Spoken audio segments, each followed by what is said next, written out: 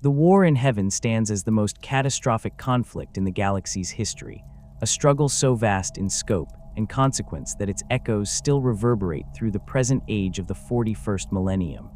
This ancient war pitted the Old Ones, the galaxy's first and most accomplished masters of biological manipulation and warp craft, against the Necrontyr and their terrible allies, the Catan. What began as a conflict between mortal races transformed into something far more apocalyptic when the Necrontyr, desperate to escape their short, radiation-plagued lifespans, made a bargain that would doom them to an eternity as soulless machines. The Old Ones were beings of immense psychic power and scientific understanding who had seeded life across the galaxy for millions of years. They possessed technology that blurred the line between science and what lesser races would consider sorcery, manipulating the fundamental forces of reality through their mastery of the immaterium. Their civilization had endured for epochs uncounted, and they had shaped countless worlds to their designs through the use of the webway, a network of extra-dimensional tunnels that allowed instantaneous travel between distant stars without the dangers of warp travel. The Necrontyr, by contrast, were a bitter and dying race. Their home star bombarded their worlds with lethal radiation, cursing them with lifespans measured in mere decades and bodies riddled with cancers. When they petitioned the Old Ones for aid in extending their lives or relocating to more hospitable worlds, they were refused. The reasons for this refusal remain unclear, though some fragmentary records suggest the Old Ones recognized something fundamentally incompatible in the Necrontyr's nature with the technologies that might have saved them. This rejection festered into hatred, and the Necrontyr declared war upon their ancient betters. The initial phases of the war went poorly for the Necrontyr, despite their formidable technology and unified purpose. The Old Ones' mastery of the webway allowed them to strike anywhere and retreat before retaliation could be organized. Their psychic abilities gave them advantages that purely technological civilizations could not counter. The Necrontyr faced extinction until they discovered the Catan, vast entities of living energy that fed upon the radiation of stars. The Necrontyr gave these creatures form in bodies of living metal, necrodermis, and in exchange, the Catan offered them immortality through biotransference. The transformation of the Necrontyr into the Necrons shifted the balance of the war dramatically. Millions of Necrontyr transferred their consciousness into mechanical bodies, becoming tireless warriors immune to disease, age, and fear. The Catan, now able to interact with the material universe in unprecedented ways, proved to be weapons of system-destroying power. The Deceiver, the Nightbringer, the Dragon, and their kin carved through Old One defenses with abilities that defied conventional understanding. Where the Old Ones had once held every advantage, they now found themselves facing an enemy that could not be killed in any conventional sense, and whose masters could extinguish stars with their hunger. The Old Ones recognized that their existing forces were insufficient to counter this new threat. The Eldar, perhaps their greatest creation before the Krork, had been shaped as a psychically potent race, capable of navigating and manipulating the warp with exceptional skill. They were elegant, swift, and possessed of souls that burned bright in the immaterium. Yet for all their capabilities, the Eldar were not designed as frontline shock troops. Their numbers grew slowly, their culture valued sophistication and craft, and their physical forms, while superior to most species, could not withstand the concentrated firepower of Necron weaponry or the reality warping presence of the Catan. The Jakaro, another Old One creation, demonstrated the ancient race's ability to instill technological aptitude into species at a genetic level. These simian creatures possessed an instinctive understanding of technology that allowed them to create devices of remarkable complexity without formal education or planning. However, they were small, non-aggressive, and entirely unsuited for military application. They represented the Old One's preference for subtle, long-term solutions rather than immediate martial force. Other servant races existed throughout the Old One's domain. Some possessed strength, others speed or cunning, but none combined the necessary attributes to turn the tide against the Necrons. The Old Ones needed warriors who could match the Necrons in resilience and exceed them in adaptability. They required soldiers who could be deployed in vast numbers, who would fight with unrelenting aggression, and who could survive on any battlefield from irradiated wastelands to the depths of space. Most critically, these warriors needed to be self-sufficient, capable of reproducing rapidly without extensive infrastructure, and able to operate independently when cut off from Old One oversight. The strategic situation demanded innovation. Necron forces could teleport across battlefields, phase through solid matter, and deploy weapons that strip targets down to their component atoms. Their Gauss flayers could flay flesh from bone and reduce armored vehicles to molecular dust in seconds. Necron warriors felt no pain, no fear, and no hesitation. When destroyed, their bodies could be rebuilt by the same technology that had created them, making every battlefield a potential recruiting ground for future Necron forces. The Khatan themselves were even more terrifying, beings that could manipulate time, transmute matter, and consume entire populations to fuel their powers. Against such enemies, conventional biological soldiers proved woefully inadequate. The Old Ones watched as world after world fell to the advancing Necron legions. The webway, once considered impregnable, came under assault as the Necrons developed their own dimensional technologies. The Old Ones' mastery of the warp gave them certain advantages, but the Necrons had been designed specifically to be soulless, making them nearly invisible to psychic detection and immune to many warp-based attacks. The deteriorating situation grew even more desperate as the war in Heaven's psychic turbulence began to corrupt the warp itself. The Immaterium had once been relatively calm, a reflection of the ordered thoughts and emotions of the material universe's limited sentient populations. As the war intensified and billions died in apocalyptic battles, their death agonies and terror flooded into the warp. The psychic screams of dying civilizations created ripples and currents in the Immaterium that had never existed before. Predatory entities began to coalesce from these negative emotions, drawn to the psychic beacon of suffering that the war had created. The enslavers represented a threat that neither the Old Ones nor the Necrons had anticipated. These parasitic warp entities could force their way through the barriers between dimensions wherever psychic activity was sufficiently intense. Once in real space, they would seize control of psychically sensitive beings, using them as anchors to pull more of their kind through the dimensional barriers. An enslaver infestation could consume entire worlds, turning populations of psychic species into portals for an endless tide of possessing entities. The Old Ones, being highly psychic themselves, were particularly vulnerable to this threat. The emergence of the enslavers meant that the Old Ones could no longer rely solely on psychic might to secure victory. They needed warriors who could function effectively, even if separated from Old One command, who could survive and fight in environments where the warp had become too dangerous to access reliably. These warriors would need to be psychically active enough to benefit from warp-based technologies, but not so dependent on psychic power that enslaver infestations would cripple them. They would need redundant biological systems, rapid healing capabilities, and an instinctive understanding of warfare that required no lengthy training or complex logistics chains. The Old Ones turned to their most ambitious bioengineering project yet. They would create a race that combined physical might with technological adaptability, aggressive instincts with surprising cunning, and most importantly, a biology so robust and redundant that these warriors could survive almost anything the galaxy could inflict upon them. These warriors would be the Krork, and they would be designed to fight forever. The Old Ones approached the creation of the Krork with methodologies refined across millions of years of bioengineering mastery. Unlike their other creations, which had been developed with specific ecological or cultural niches in mind, the Krork were conceived purely as weapons. Every aspect of their biology served a military purpose, from the cellular level to their psychological drives. The Old Ones understood that warfare against the Necrons required not elegant solutions, but overwhelming, relentless force applied with enough intelligence to adapt to changing battlefield conditions. The fundamental principle behind Krork design was redundancy layered upon redundancy.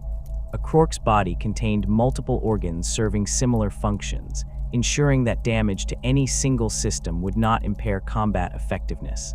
They possessed 2 hearts, 3 lungs, and a distributed nervous system that prevented paralysis even when major nerve clusters were severed. Their blood clotted almost instantaneously, and their flesh regenerated at rates that allowed them to heal from wounds that would kill most species within hours rather than weeks. This regenerative capability was not merely accelerated healing, but a form of adaptive reconstruction. A Krork injured by a particular weapon type would develop thicker skin or denser bone structure in response, making subsequent injuries from similar weapons less effective. The musculature of the Krork represented perhaps the most visible aspect of their design superiority. Dense bundles of fiber capable of exerting tremendous force were wrapped around a skeletal structure reinforced with organic compounds that approached the hardness of ceramite. A fully mature Krork stood between 3 and 4 meters tall, with some battlefield leaders reaching heights exceeding 5 meters.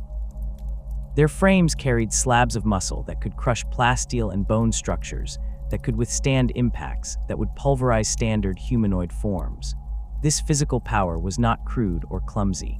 Krork possessed surprising dexterity in their massive hands, capable of both wielding enormous weapons and performing the delicate manipulations required for technological maintenance and construction. The Old Ones engineered the Krork brain to operate on multiple levels simultaneously.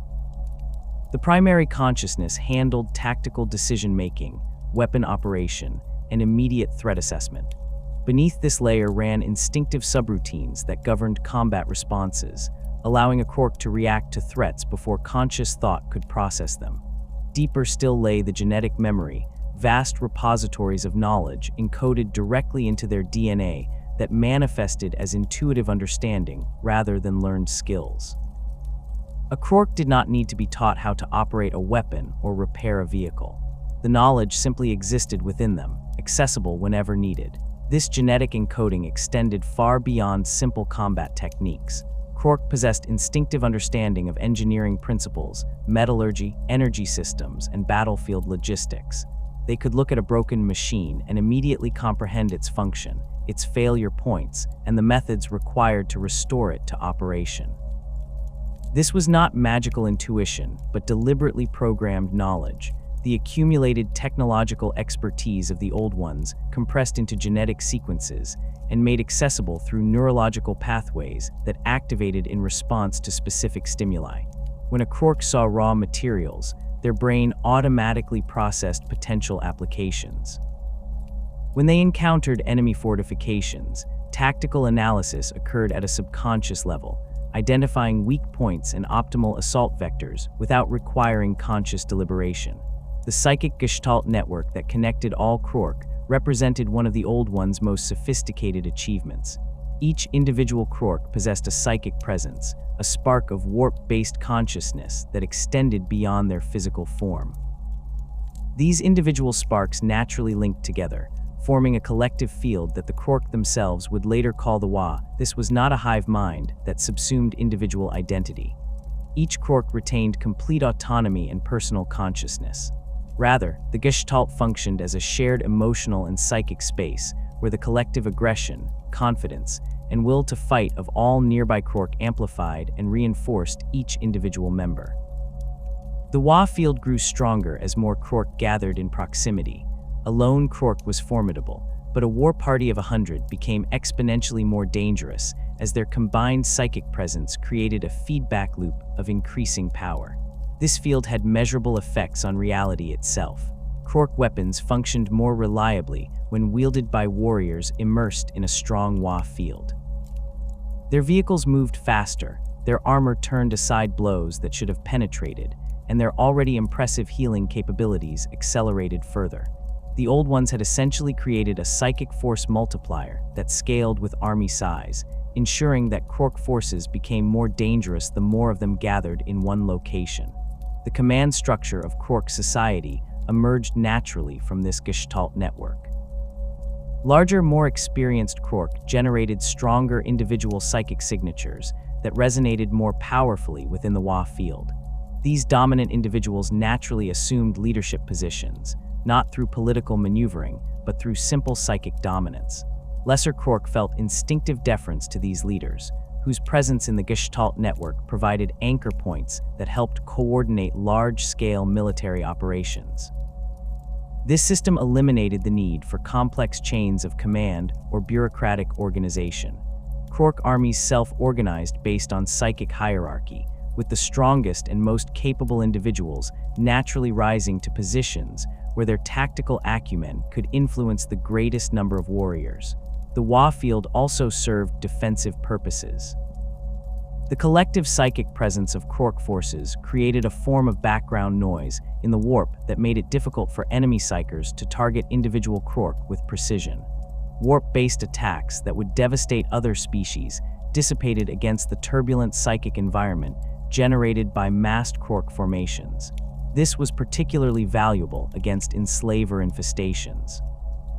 While individual Krork possessed psychic presence, the Gestalt field's chaotic, aggressive nature made it extremely difficult for enslavers to establish the stable psychic connections required for possession.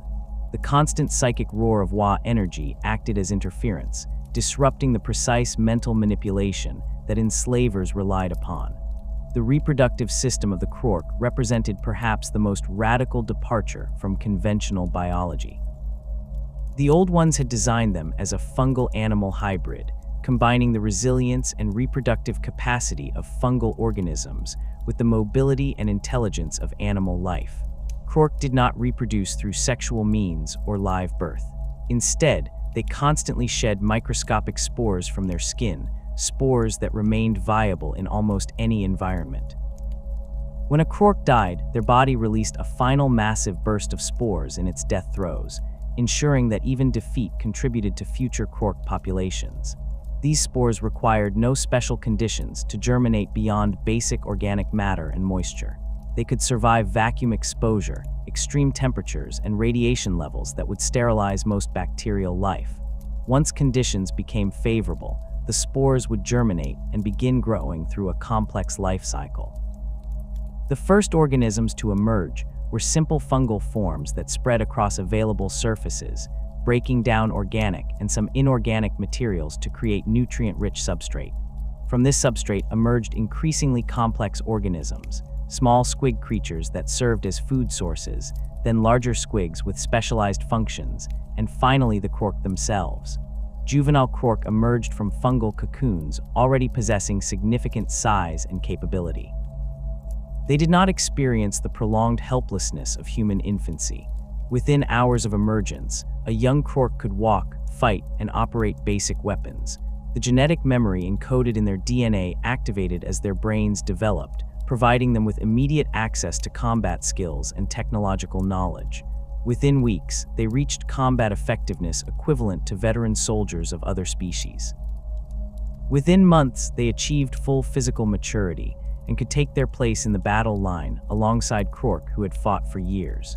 This reproductive system meant that Krork forces could establish self-sustaining populations on any world they reached.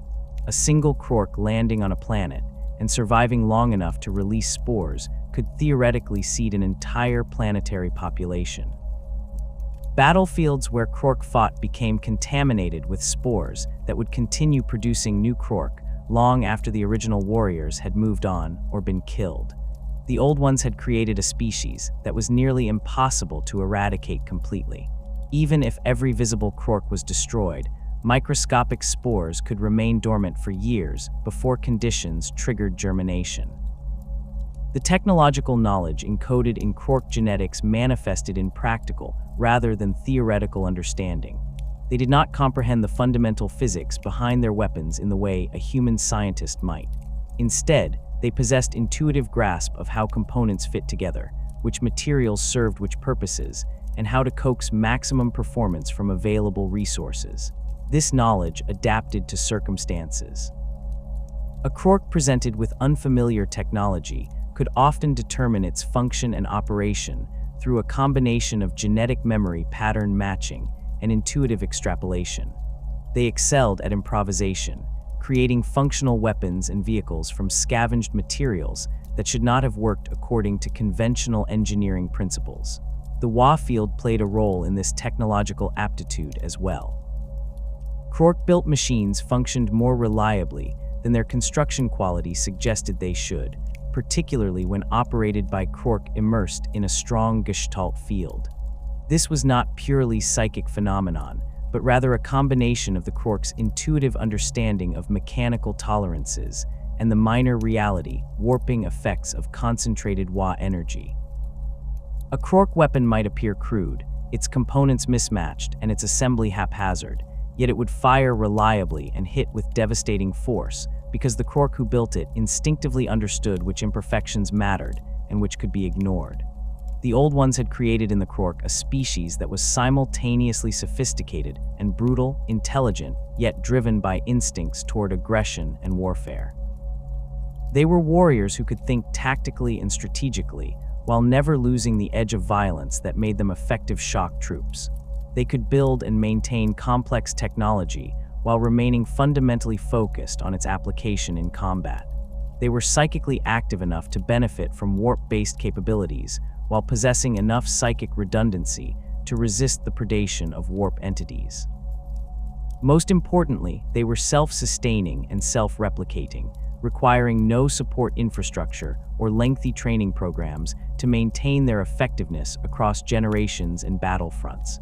The Krork emerged from their genesis as the Old Ones' answer to an existential threat, weapons designed with singular purpose and terrifying efficiency. They would prove themselves against the Necrons in battles that would reshape the galaxy, but the very characteristics that made them such effective warriors would also ensure their legacy persisted long after their creators had vanished from the galaxy.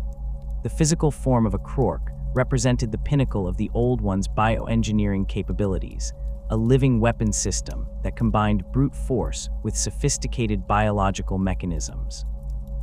Where other species evolved through natural selection over millions of years, the Krork were designed from the molecular level upward with specific combat parameters in mind. Every organ, every muscle fiber, every neural pathway served a purpose in creating the most effective warrior the galaxy had yet seen. A fully mature Krork stood approximately 10 meters tall, though battlefield commanders and specialists could reach even greater heights depending on their role and experience.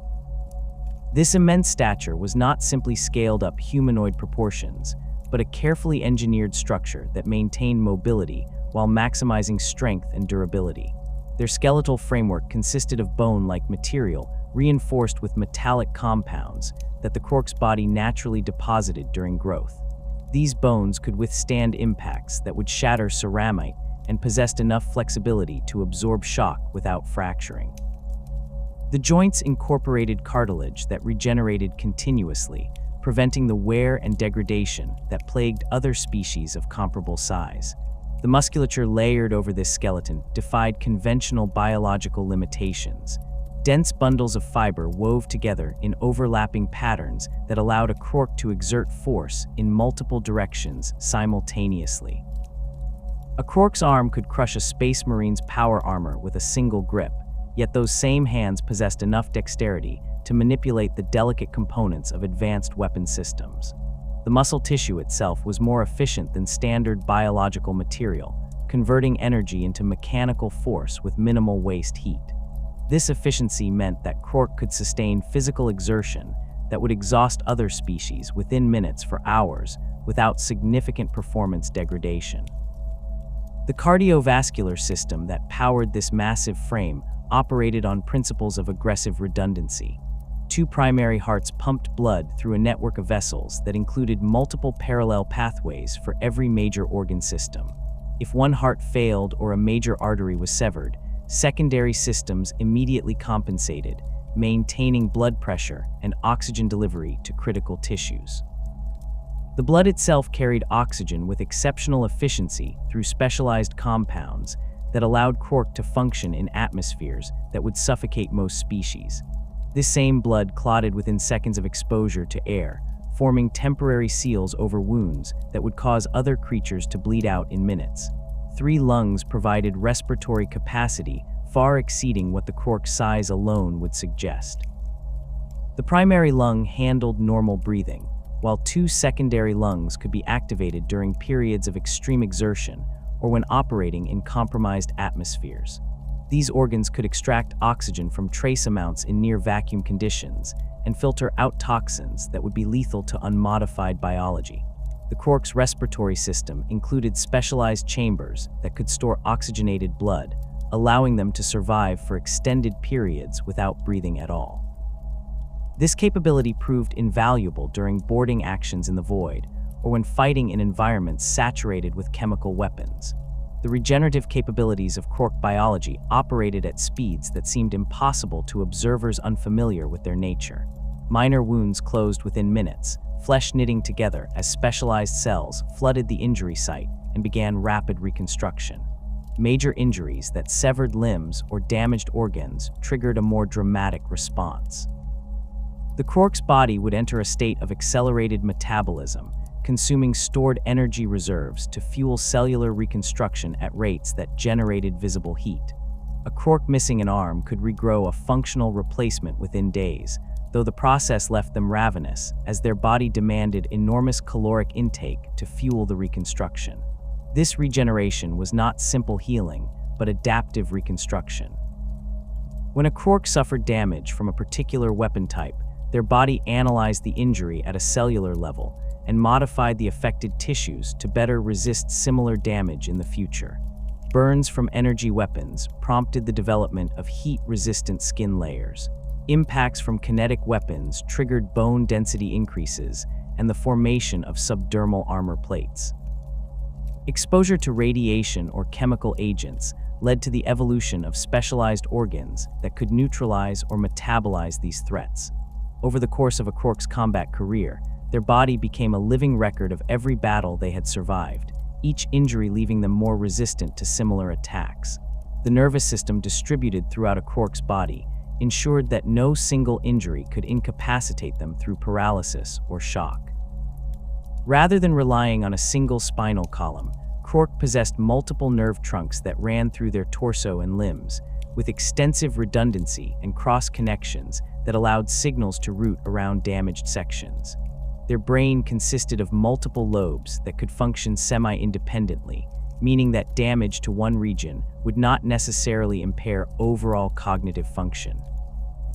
Pain receptors existed but were dampened during combat, allowing Krork to ignore injuries that would leave other species writhing in agony. This was not numbness, but a biological prioritization system that suppressed non-critical sensory input when the Gestalt field indicated combat conditions. The digestive system of a Krork could process almost any organic matter and many substances that other species would consider inedible. Powerful acids broke down materials ranging from plant matter to enemy corpses, extracting nutrients with remarkable efficiency. Specialized organs filtered out toxins and heavy metals, storing them in isolated chambers where they could be either neutralized or repurposed. This adaptability meant that Krork forces could sustain themselves on hostile worlds with minimal logistic support, consuming local flora and fauna regardless of whether those organisms had evolved for edibility. The Krork's metabolism could even extract useful compounds from petroleum products and certain plastics when no better nutrition sources were available. The psychic potential inherent in every Krork manifested through their connection to the Gestalt consciousness, that rolling sea of aggressive energy that the species generated collectively. Each individual Krork possessed a psychic signature, a presence in the warp that extended beyond their physical form. This signature was not particularly powerful in isolation, but when multiple Krork gathered in proximity, these individual signatures began to resonate and amplify each other. The resulting psychic field, the Wa, grew exponentially stronger as more Krork contributed to it, creating a feedback loop where the collective confidence and aggression of the group enhanced each individual's capabilities. The Wa field affected reality in measurable ways. Weapons fired by Krork immersed in a strong Gestalt field hit harder and more reliably than identical weapons used outside such conditions. Armor worn by Krork in the midst of a Wa turned aside blows that should have penetrated, not through any change in the material properties, but through minor fluctuations in probability and trajectory influenced by the psychic field. Vehicles operated by Krork moved faster, and their engines ran more efficiently when surrounded by the Gestalt consciousness, as if the machines themselves responded to the collective will of their operators. These effects were subtle compared to overt psychic powers, but were widespread and constant, affecting every aspect of Krork warfare. The Gestalt consciousness also served as a communication network that transcended normal limitations of language and distance. Krork within range of the WA field could sense each other's positions, emotional states, and tactical intentions without verbal communication. A commander's desire to attack a specific target would ripple through the Gestalt, and subordinate warriors would respond to that impulse, even if they had received no verbal orders.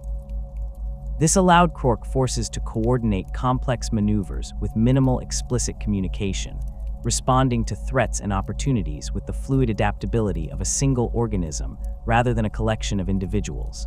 The psychic hierarchy that emerged from the Gestalt field determined leadership through raw psychic dominance rather than formal rank structures.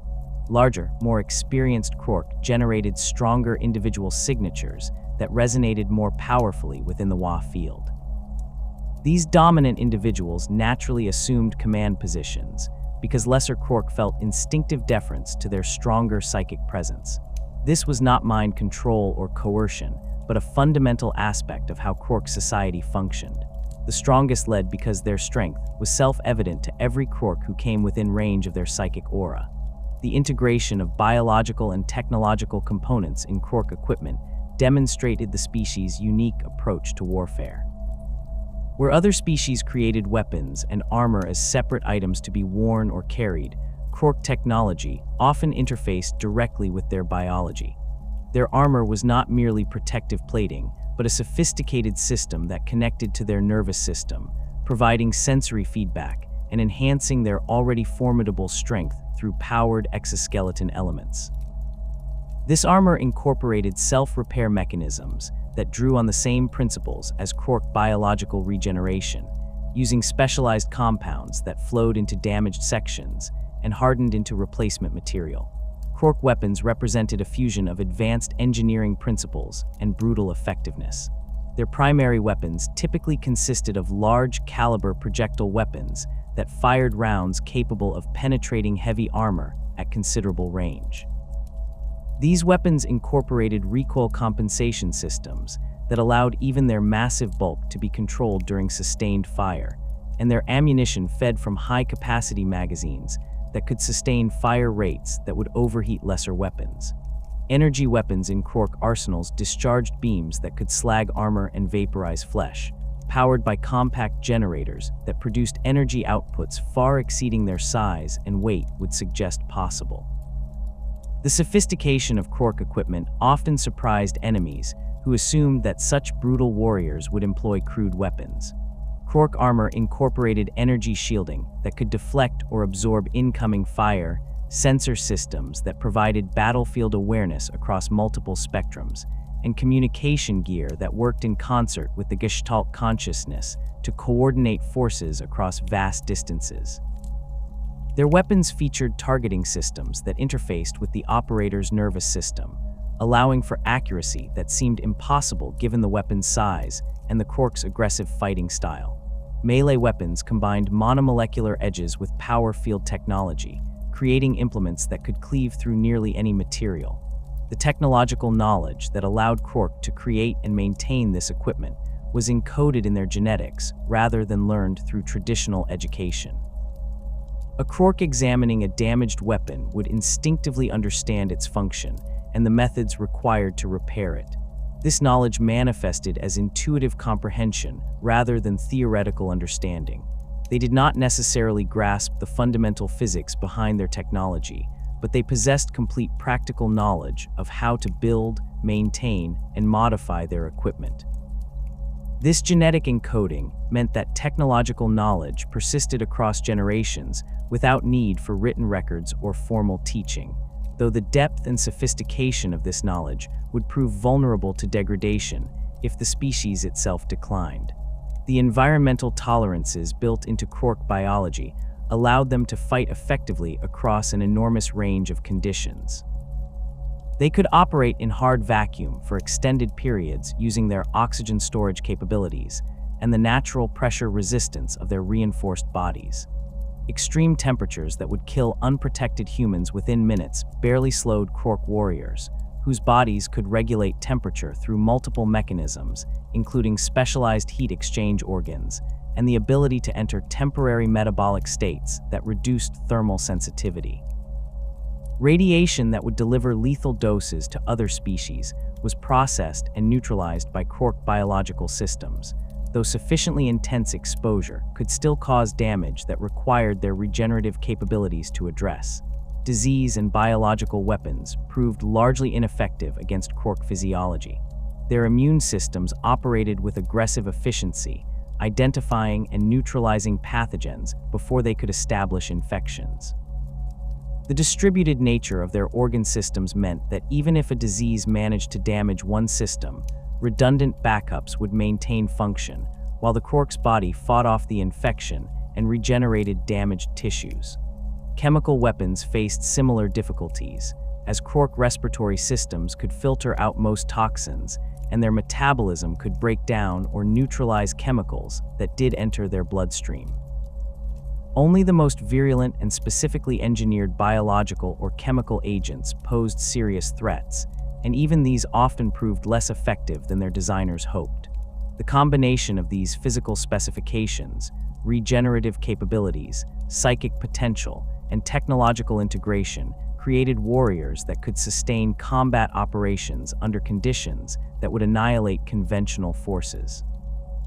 A Krork could fight for days without rest, sustain injuries that would kill most species multiple times over, and continue operating effectively even when cut off from support or reinforcement. They were designed to be deployed anywhere, against any enemy, under any conditions, and to continue fighting until either they achieved victory or every last warrior was destroyed. The Old Ones had created not merely soldiers, but a self-perpetuating war machine that could be unleashed upon the galaxy and trusted to fulfill its purpose without requiring constant oversight or support. The military apparatus of the Krork represented a sophistication that belied their brutal reputation. While their physical prowess and regenerative capabilities made them formidable individual combatants, it was their organizational structure and tactical doctrine that transformed them from dangerous warriors into the galaxy-conquering force the Old Ones required. The command hierarchy emerged organically from the psychic gestalt, creating a system where leadership was determined by demonstrable capability rather than political maneuvering or hereditary succession. At the apex of Krork military organization stood the warlords, individuals whose psychic presence dominated entire planetary theaters of war. These were not merely the largest or oldest Krork, but those whose combination of combat experience, tactical acumen, and raw psychic strength created signatures in the WA field that resonated across continents. A warlord's thoughts rippled through the Gestalt consciousness, influencing the behavior of millions of lesser Krork without requiring explicit verbal commands. When a warlord identified a strategic objective, subordinate commanders instinctively understood their role in achieving that objective through their connection to the Gestalt field. Beneath the warlords operated a tier of specialized commanders whose roles reflected the diverse requirements of combined arms warfare. War leaders commanded ground forces, coordinating infantry, armor, and artillery assets across battlefield sectors. Fleet masters controlled void-capable vessels and directed orbital operations, their understanding of three-dimensional combat space encoded in the same genetic memory that gave all Krork their technological aptitude. Siege masters specialized in the reduction of fortified positions, possessing intuitive grasp of structural engineering that allowed them to identify weak points in enemy defenses and direct overwhelming firepower against them. Each of these specialists operated with considerable autonomy, their authority deriving from their psychic strength within their domain of expertise rather than formal appointment. The tactical execution level consisted of squad and company leaders who directed smaller formations in immediate combat situations. These Krork achieved their positions through demonstrated competence in battle, their psychic signatures growing stronger with each successful engagement. A squad leader who consistently led their warriors to victory found their presence in the Gestalt field strengthening, which in turn attracted more Krork to follow them. This created a meritocratic system where effective leaders naturally accumulated larger followings, while incompetent commanders found themselves abandoned as their warriors gravitated towards stronger psychic presences. Communication within this hierarchy operated on multiple levels simultaneously. The Gestalt consciousness provided a baseline awareness of friendly positions, enemy locations, and tactical priorities that all Krork within range could access. Overlaid on this psychic foundation were more conventional communication systems built into Krork armor and vehicles. These systems transmitted tactical data, target designations, and logistical information across encrypted channels that enemy forces found extremely difficult to intercept or decode. The encryption changed constantly, not through deliberate reprogramming, but because the WA field itself influenced the communication protocols in ways that varied based on the specific psychic signatures of the Krork using them. Strategic planning among the Krork demonstrated a level of sophistication that their enemies often failed to anticipate until too late. Warlords and their senior commanders conducted detailed analysis of enemy capabilities, supply lines, and strategic vulnerabilities. They understood combined arms doctrine, the importance of logistics, and the value of intelligence gathering. Krork forces deployed scouts to reconnoiter enemy positions, used diversionary attacks to mask their true objectives, and coordinated multi-pronged assaults that struck at carefully selected weak points in enemy defenses. Their genetic memory included tactical principles accumulated across millions of years of Old-One military experience, knowledge that manifested as intuitive understanding of warfare at every scale from individual duels to planetary campaigns. The technology available to Krork forces far exceeded the crude equipment that would later characterize their devolved Ork descendants. Krork weapons incorporated principles of energy manipulation and materials, science that few species in the galaxy could match. Their standard infantry weapons fired projectiles accelerated to velocities that allowed them to penetrate heavy armor at ranges exceeding 2 kilometers. These weapons featured integral targeting systems that interfaced directly with the operator's nervous system, providing accuracy that seemed impossible for weapons of their size and rate of fire. The projectiles themselves were not simple slugs, but sophisticated munitions that could be programmed for different effects. Armor-piercing penetrators for hardened targets, fragmentation rounds for infantry, and incendiary charges for area denial. Energy weapons in Krork arsenals discharged beams of coherent radiation that could slag ceramite and vaporize flesh. These weapons drew power from compact fusion generators that produced energy outputs disproportionate to their physical size. The generators incorporated safety systems and heat management technology that prevented catastrophic failures even when damaged in combat. Krork energy weapons could sustain fire rates that would cause other species' equivalent weapons to overheat and fail, their superior engineering allowing for continuous operation limited only by power cell capacity. When those cells depleted, they could be recharged from any available power source or replaced in seconds through quick-release mechanisms built into the weapon's frames. Teleportation technology gave Krork forces tactical flexibility that few enemies could counter. Individual warriors and entire squads could be transported instantly across battlefield distances, appearing behind enemy lines or reinforcing threatened positions before opponents could react. The teleportation systems incorporated into Krork armor used principles derived from webway technology, but adapted for more robust and combat-oriented applications. Unlike the delicate systems employed by other species, Krork teleporters could function reliably even in the electromagnetic chaos of active battlefields. The WA field itself seemed to stabilize the dimensional transitions, reducing the risk of materialization errors that plagued less sophisticated teleportation technology. Vehicle-mounted teleporters allowed for the rapid redeployment of armor and artillery assets, transforming static defensive positions into fluid, mobile operations, where Krork forces could concentrate overwhelming firepower at critical points before enemy reserves could respond.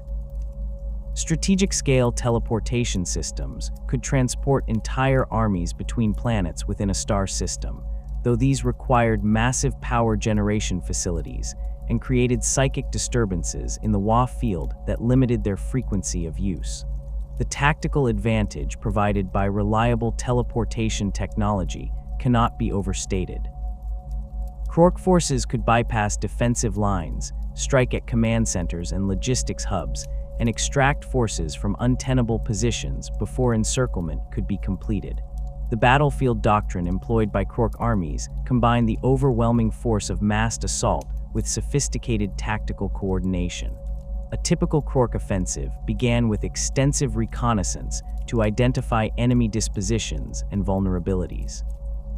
Scout forces, often consisting of smaller, faster Krorks specialized for infiltration, would penetrate enemy territory and relay information back through the Gestalt consciousness. This intelligence informed the deployment of Krork forces, with commanders positioning their assets to exploit identified weaknesses while maintaining reserves to respond to unexpected enemy actions. The initial assault phase leveraged the Krork's preference for aggressive action while maintaining tactical coherence.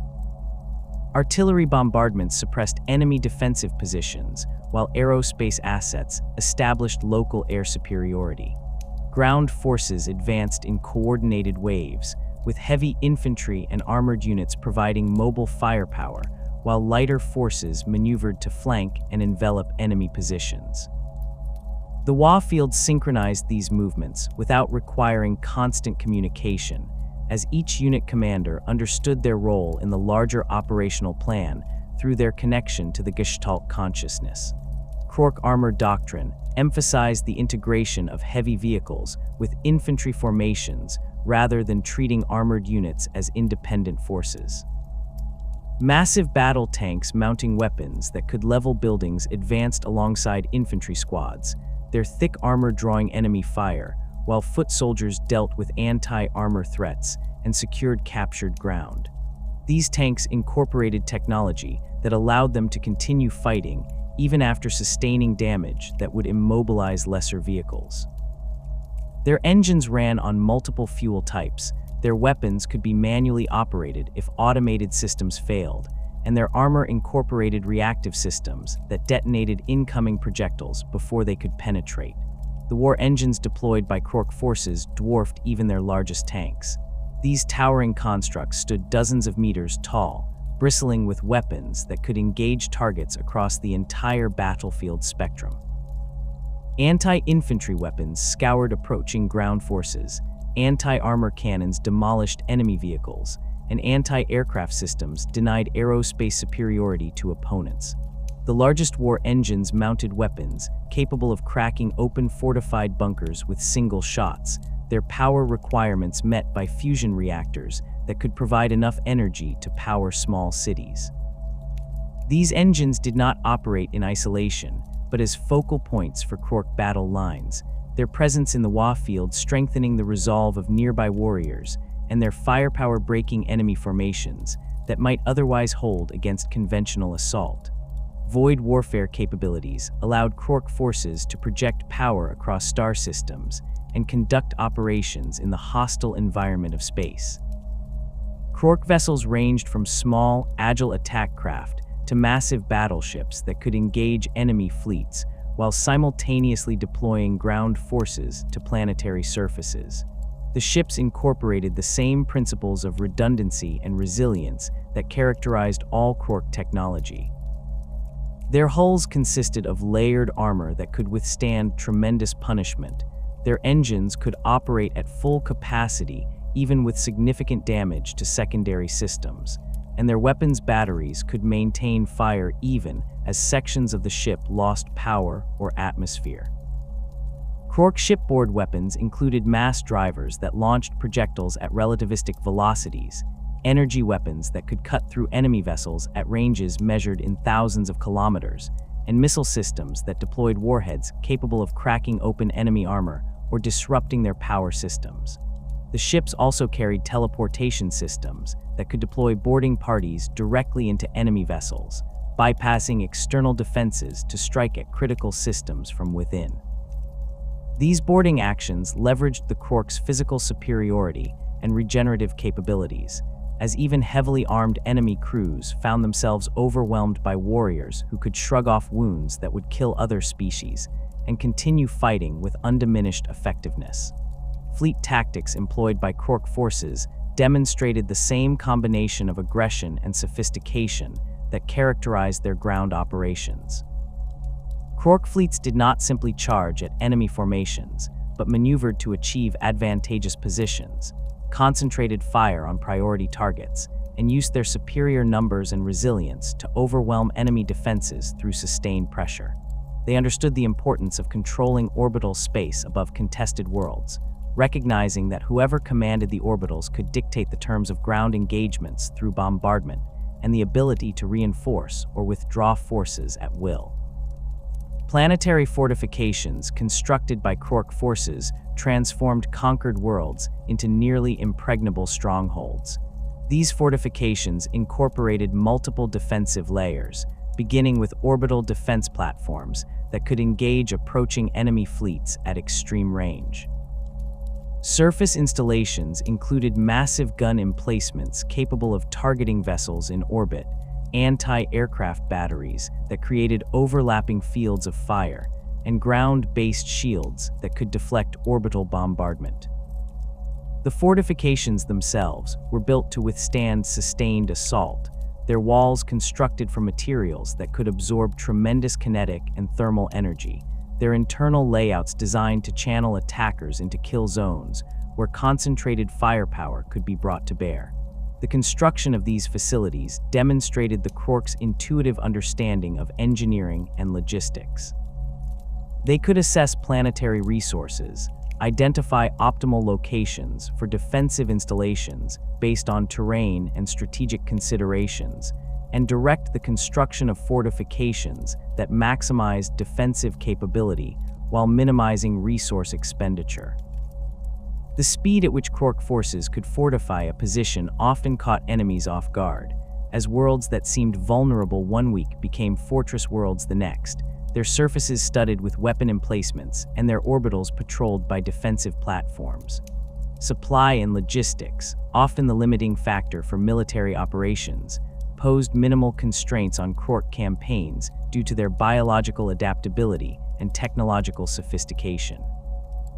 Krork forces could subsist on local resources, their digestive systems allowing them to consume native flora and fauna regardless of compatibility with their biology. Their equipment could be repaired using scavenged materials, as Krork technicians possessed the intuitive knowledge required to adapt available resources to their needs. Ammunition for projectile weapons could be manufactured from raw materials using portable fabrication systems, and energy weapons required only power sources to remain operational. This logistical independence meant that Krork forces could sustain operations in hostile territory far longer than conventional armies. Their ability to live off the land and maintain their equipment with minimal support, allowing them to campaign continuously without requiring extensive supply lines. The integration of all these elements created a military force that could operate effectively at every scale of warfare, from individual combat to fleet actions involving thousands of vessels. The Krork were not mindless berserkers who relied solely on physical prowess, but sophisticated warriors who combined overwhelming force with tactical flexibility and strategic planning. Their technology gave them capabilities that few species could match.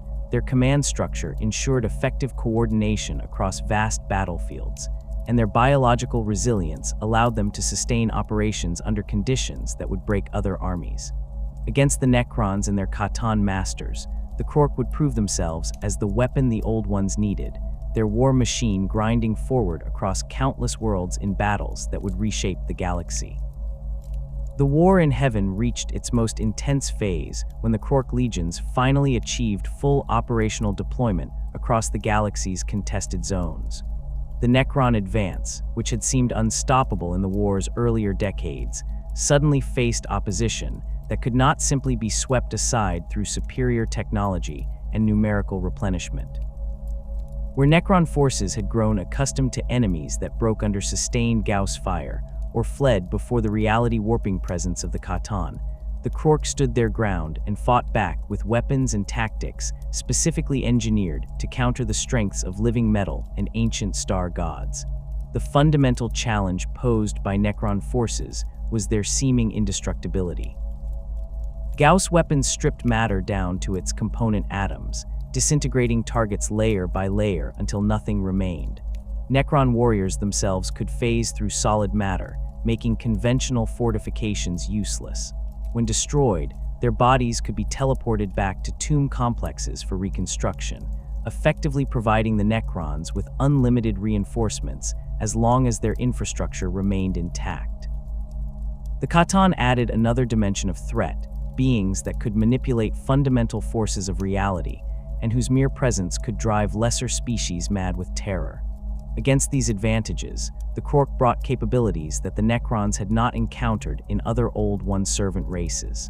The regenerative biology that allowed Krork to survive injuries that would kill other species proved particularly effective against Gauss weaponry. While a Gauss flayer could strip away layers of Krork flesh and muscle, the distributed nature of their organ systems meant that even severe tissue loss did not immediately incapacitate them.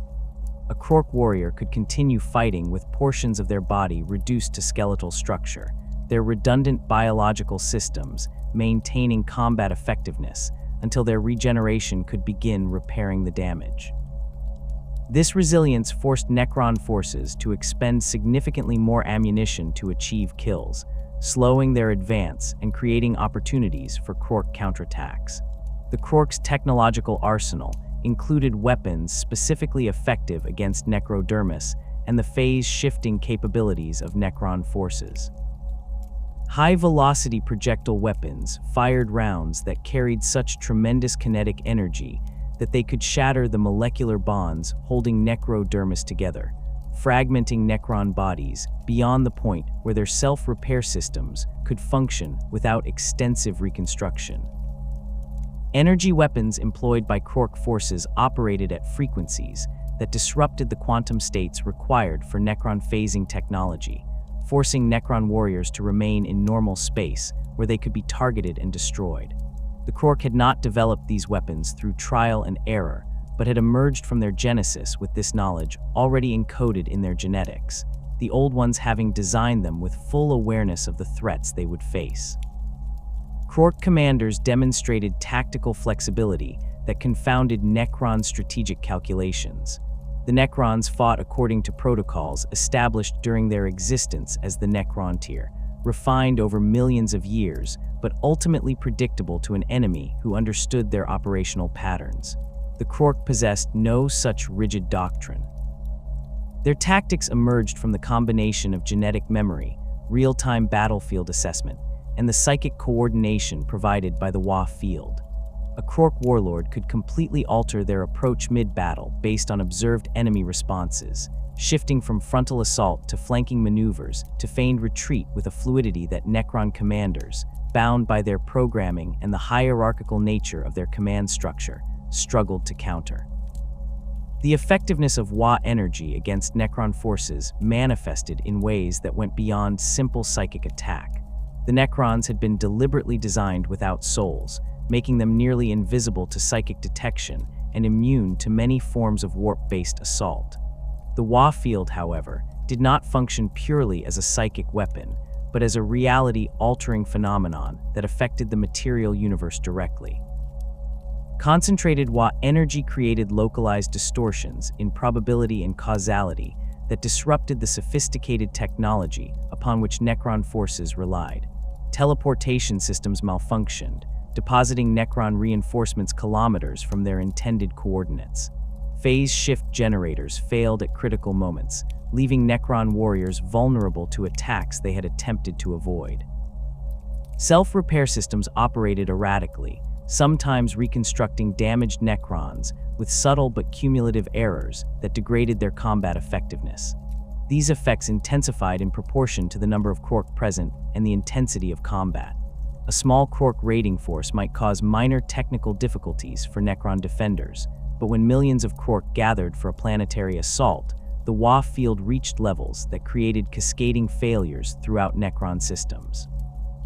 The psychically charged nature of the war in heaven amplified these effects further.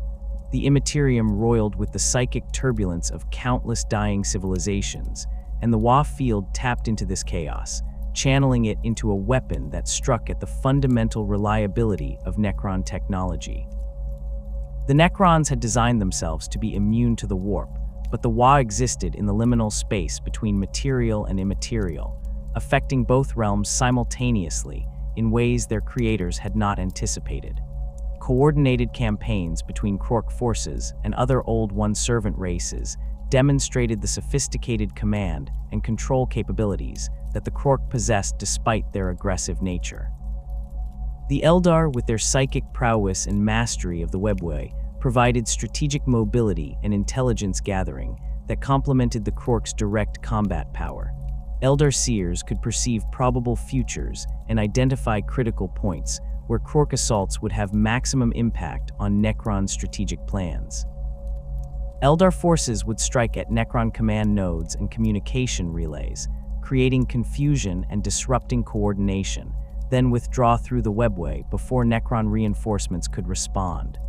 Hours or days later, Krork armies would assault the same sectors, exploiting the disarray created by Eldar raids to achieve breakthrough victories that neither species could have accomplished independently. The integration of Krork in Eldar operations required sophisticated coordination given the vast differences in their combat doctrines and cultural approaches. The Eldar fought with precision and elegance, their forces striking at carefully selected targets before withdrawing to avoid attrition. The Krork preferred sustained offensive operations that ground down enemy resistance through relentless pressure and overwhelming firepower. These approaches could have been contradictory, but the Old Ones had designed both species with complementary capabilities. Krork commanders understood instinctively how to exploit openings created by Eldar operations, while Eldar seers recognized the value of Krork resilience in holding territory that Eldar forces had helped capture, but could not garrison without unacceptable losses. Communication between the species operated through psychic channels that transcended language barriers.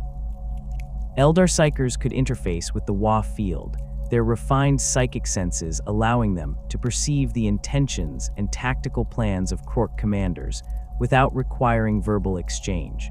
This psychic coordination allowed for real-time adjustments to joint operations as battlefield conditions changed.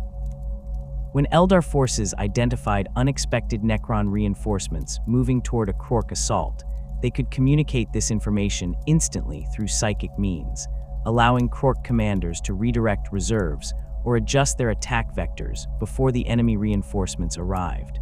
Other Old One servant races contributed their own specialized capabilities to the war effort.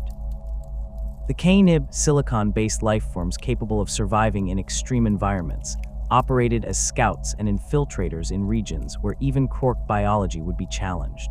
Their reports on Necron dispositions and fortification layouts informed Krork planning for planetary assaults. The Ration, a species with natural affinity for technology, assisted in analyzing captured Necron equipment and identifying vulnerabilities that could be exploited in future engagements. These collaborative efforts created a military coalition that could adapt to Necron tactics faster than the Necrons could modify their responses. The Krork's role in combating the Katan themselves represented perhaps their most critical contribution to the war in heaven. The star gods possessed power that dwarfed conventional military forces, their ability to manipulate matter and energy at fundamental levels, making them nearly invulnerable to normal weapons. The Nightbringer could snuff out suns with a gesture. The Deceiver could turn entire armies against each other through illusion and manipulation, and the Dragon could transmute matter through will alone. Against such beings, the Krork brought numbers, resilience, and the reality-warping effects of the Wa field concentrated to levels that could affect even entities of the Katan's magnitude. Battles between Krork forces and Katan led Necron legions, devastated entire star systems. The Katan would unleash their powers, attempting to break Krork formations through displays of overwhelming force. Stars would flare with unnatural intensity, bathing battlefields in radiation that should have killed every living thing. Gravity would fluctuate wildly as Catan manipulated local space-time, crushing some warriors while sending others floating helplessly into the void. Matter itself would betray Krork forces, as the dragon transmuted their weapons and armor into inert substances or hostile materials. Yet the Krork endured. Their biology adapted to radiation exposure, their numbers absorbed casualties that would have broken other species, and the Wa field created zones of stabilized reality where Catan powers operated less reliably. The Krork could not kill Catan through conventional means, but they could wound them, drive them back, and most importantly, tie them down in protracted engagements that prevented the star gods from devastating other fronts. A Catan confronting a Krork Wa of sufficient size faced the prospect of spending months or years grinding through endless waves of warriors who refused to break regardless of casualties. During this time, Eldar and other Old One forces could operate elsewhere, achieving strategic objectives that the occupied Catan could not prevent. This strategy of containment and attrition played to Krork's strengths, their rapid reproduction and regenerative capabilities, allowing them to sustain losses that would exhaust the recruitment pools of other species. Specific engagements demonstrated the Krork's effectiveness as a counter to the Necron threat. The defense of the Adrathic sector saw Krork forces hold a critical webway junction against Necron assault for 7 years of continuous combat. Necron forces teleported directly into Krork defensive positions, their Gauss weapons and phase shift technology allowing them to bypass conventional fortifications. The Krork responded by flooding the entire sector with warriors, creating such density of forces that Necron teleportation systems struggled to find clear materialization points. The Wa field reached intensity levels that caused Necron resurrection protocols to malfunction, with destroyed warriors failing to return to their tomb complexes or returning with corrupted programming that rendered them non-functional. By the engagement's end, the Necrons had expended more resources attempting to capture the sector than its strategic value warranted, a victory of attrition that only the Krork's unique biology made possible. The Krork assault on the Necron tomb world of Thanatos demonstrated their capability for offensive operations against heavily fortified positions. The world's surface bristled with Gauss pylons and defensive installations that could reduce attacking fleets to atomic particles. Necron forces numbered in the billions, with multiple Catan shards bound within the planet's core to power its defenses. The Krork deployed a Wa of unprecedented scale, their fleet emerging from the warp at the system's edge and advancing despite horrific losses to the defensive fire. Teleportation systems deposited Krork shock troops directly onto the planet's surface, bypassing orbital defenses to strike at ground installations. The battle lasted decades, with Krork forces gradually overwhelming defensive positions through sheer persistence and the cumulative effects of Wa energy on Necron systems. When the world finally fell, its tomb complexes were shattered beyond repair, eliminating a major Necron stronghold and the resources it represented. The Krork's contribution to the war in heaven extended beyond individual battles to strategic impact on the conflict's overall trajectory. Before their deployment, the Necrons had achieved momentum that suggested eventual victory despite the Old One's technological sophistication. The introduction of Krork forces reversed this momentum, creating a strategic stalemate where neither side could achieve decisive advantage. The Necrons could not advance as rapidly when every world required years of combat to capture, and the resource expenditure involved in fighting Krork forces strained even their vast reserves. The Old Ones gained time to develop other weapons and strategies, time to reinforce critical positions, and time for their other servant races to evolve and adapt to the demands of galactic warfare. This strategic contribution came at enormous cost. Krork casualties numbered in the trillions across thousands of worlds, their bodies carpeting battlefields from one end of the galaxy to the other. Yet the species' reproductive capacity ensured that losses could be replaced, sometimes within months, as spores from fallen warriors germinated and produced new generations. This ability to sustain casualties that would represent extinction-level events for other species made the Krork the perfect instrument for the kind of total war that the conflict had become. They were warriors who could be spent freely because they would inevitably return, their biology ensuring that even the most catastrophic defeats merely delayed rather than prevented their contribution to the war effort. The war in heaven reached its apocalyptic conclusion not through decisive victory, but through mutual devastation so complete that both sides effectively destroyed themselves. The conflict had raged for millions of years, consuming entire civilizations and rendering vast swathes of the galaxy uninhabitable. The psychic turbulence generated by countless deaths had transformed the warp from a relatively calm dimension into a roiling sea of predatory entities and chaotic energies. The material universe bore scars that would persist for eons: shattered worlds, stars extinguished before their time, and regions of space where reality itself had become unstable due to the weapons unleashed during the conflict. The Necrons, despite their technological supremacy and the godlike power of the Khatan, found themselves facing strategic exhaustion. The silent King Zarek recognized that his people's transformation into soulless machines had been a trap rather than salvation. The Khatan had never intended to serve as allies, but had used the Necrontyrs' desperation to create an army of slaves and a ready supply of souls to feed upon. The star gods consumed Necrontyr souls during biotransference and continued to feed on the life energy of conquered populations, growing ever more powerful while the Necrons themselves remained static, unable to reproduce or evolve. Worse, the Khatan had begun to turn on each other, their incomprehensible politics and territorial disputes threatening to tear apart the Necron Empire from within as different Khatan demanded the loyalty of specific Necron dynasties. The Old Ones faced equally dire circumstances despite the effectiveness of their Krork legions and other servant races. The Enslaver Plague had reached pandemic proportions across the galaxy. These parasitic warp entities forced their way into real space wherever the barrier between dimensions had been weakened by psychic activity, which meant that virtually every battlefield and populated world in the galaxy now served as a potential breach point. The Enslavers seized control of psychically sensitive beings, using them as anchors to pull more of their kind through the dimensional barriers. An infestation could consume entire worlds within weeks, turning populations into portals for an endless tide of possessing entities that would strip planets of all sentient life before moving on to new hunting grounds. The Old Ones, being among the most psychically powerful species in existence, found themselves particularly vulnerable to enslaver predation. Their mastery of the warp, once their greatest advantage, now marked them as prime targets for possession.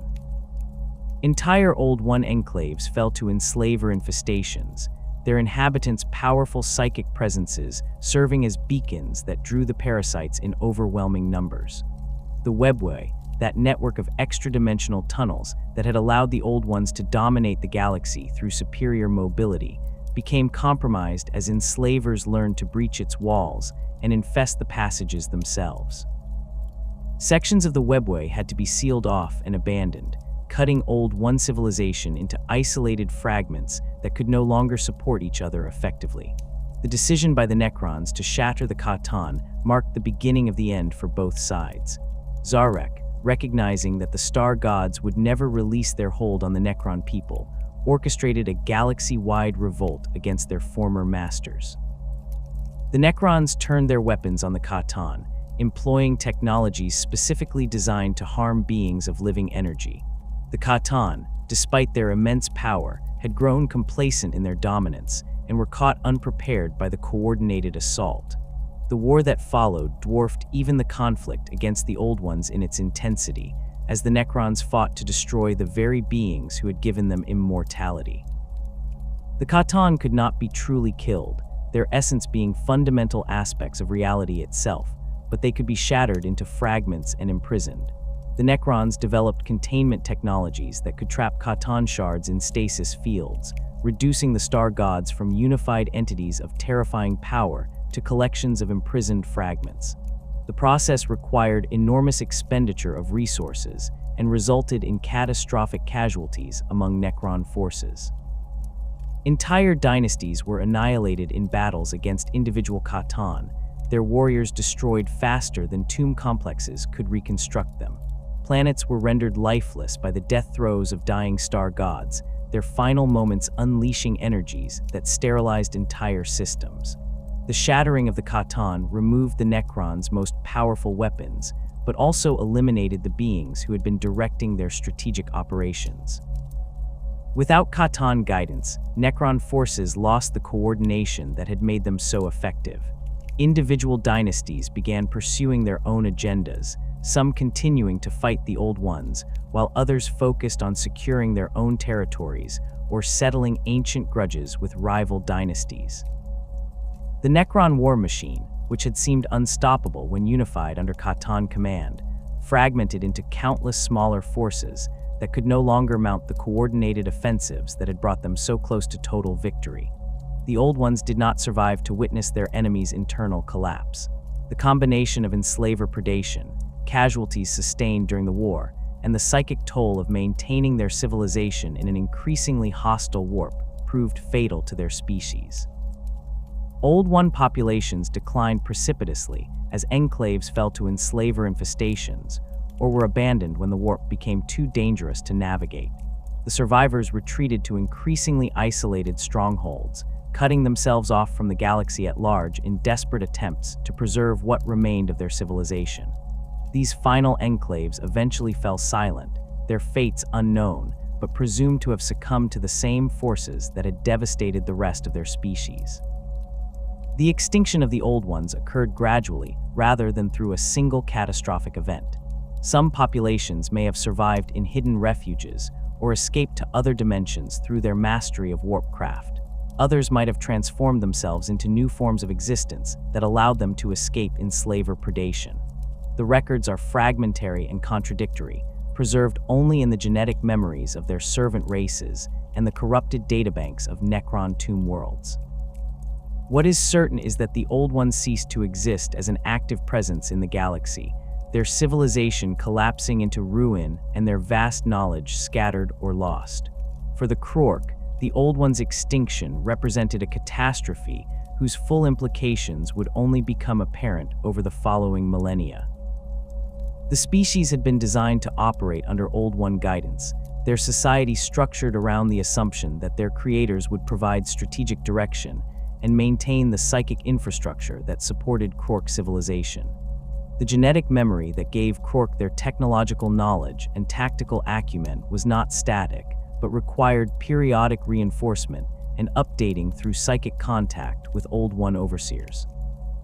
Without this maintenance, the information encoded in Krork DNA would gradually degrade, becoming less precise and more fragmented with each generation. The Wa field that bound Krork society together had been designed to interface with Old One psychic networks, using them as anchor points that stabilized the Gestalt consciousness and prevented it from fragmenting or dissipating. The Old Ones had served as psychic shepherds, their presence in the warp providing structure and direction to the chaotic energies generated by Krork populations. When the Old Ones disappeared, these anchor points vanished with them. The Wa field did not collapse immediately but began to drift, its focus becoming less precise and its ability to coordinate large-scale operations diminishing as the psychic framework that had supported it eroded. Krork populations across the galaxy found themselves suddenly isolated, cut off from the strategic coordination that had allowed them to function as a unified military force. Individual warlords still commanded their forces effectively within their local theaters of operation, but the galaxy-spanning coordination that had made the Krork such an effective weapon against the Necrons began to break down. Warlords who had previously understood their role in larger strategic plans now operated based solely on their own tactical assessments and the limited information available through the degrading Wa field. Some continued fighting Necron forces out of instinct and genetic programming, while others turned their attention to securing territory or resources for their own populations. The enslaver plague devastated Krork populations despite their biological resilience and the protective effects of the Wa field, while individual Krork were relatively resistant to enslaver possession due to their robust psychic presence and the interference created by the Gestalt consciousness. They were not immune. Krork, who became separated from their fellows and thus lost the protection of the Wa field, proved vulnerable to possession, their psychic signatures serving as entry points for enslaver entities. More critically, the enslavers could establish footholds in regions where the Wa field had weakened due to low Krork population density or the absence of strong psychic leaders. Entire Krork populations were wiped out by enslaver infestations during the plague's peak intensity. Worlds that had been conquered and garrisoned by Krork forces during the War in Heaven fell silent as the parasites swept through them, possessing Krork and using them to anchor more enslavers into real space until the infestations consumed all available hosts. The Krork's rapid reproduction should have allowed them to recover from such losses, but the spores released by dead Krork often germinated into populations that immediately fell victim to enslavers still present in the area. This created cycles of infestation where new Krork would emerge, grow to maturity, and then succumb to possession before they could establish populations large enough to generate protective Wa fields. The galaxy-wide nature of the enslaver plague meant that Krork populations became isolated from each other on a scale that their biology had never been designed to handle. The species had been created to spread across the galaxy as a unified force, with constant interchange between populations maintaining genetic diversity and allowing for the transmission of tactical innovations and technological developments. The plague created barriers between Krork populations as infested regions became impassable death zones where even the most resilient warriors could not survive. Krork populations that had numbered in the billions across interconnected worlds found themselves reduced to scattered millions on isolated planets with no means of re-establishing contact with their kin. The Necrons' decision to enter the Great Sleep further complicated the strategic situation for surviving Krork populations. As Necron forces withdrew to their tomb worlds and initiated stasis protocols, the enemy that the Krork had been designed to fight simply disappeared from the battlefield. This removal of their primary opponent left Krork populations without clear purpose or direction. The genetic imperatives that drove them toward warfare and conquest remained, but the specific tactical knowledge encoded in their DNA had been optimized for fighting Necrons. Against other threats or in the absence of enemies entirely, this knowledge proved less applicable, and Krork commanders found themselves operating without the instinctive understanding that had made them so effective during the War in Heaven. The collapse of Old One guidance manifested in subtle but cumulative ways across Krork populations. The technological knowledge that had allowed them to maintain sophisticated equipment began to degrade as the psychic reinforcement that had kept this information precise and accessible ceased. Krork technicians still possessed intuitive understanding of how to build and repair their weapons and vehicles, but the sophistication of their work declined. Complex systems that required precise tolerances and careful calibration became increasingly difficult to maintain. Krork began favoring simpler, more robust designs that could function reliably despite imperfect construction, a trend that would accelerate over the following millennia as the genetic memory continued to degrade. The psychic gestalt network that had bound Krork society together began to fragment as populations lost contact with each other, and the Old One anchor points that had stabilized the Wa field disappeared. The Gestalt consciousness did not vanish but became more localized, with individual warlords and their immediate followers forming isolated nodes of psychic coherence rather than participating in the galaxy-spanning network that had previously existed.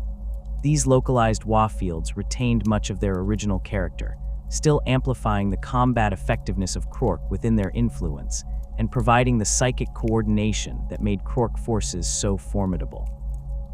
However, they lacked the structure and direction that Old One oversight had provided, becoming more chaotic and less focused on long-term strategic objectives.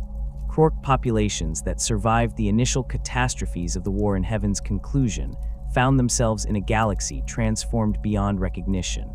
The warp had become a hostile dimension filled with predatory entities rather than the relatively calm space it had been before the conflict. The webway lay in ruins, its passages collapsed or infested with dangers that made travel through it suicidal. The material universe itself bore the scars of the war, with countless worlds rendered uninhabitable and entire regions of space distorted by the weapons that had been unleashed during the conflict.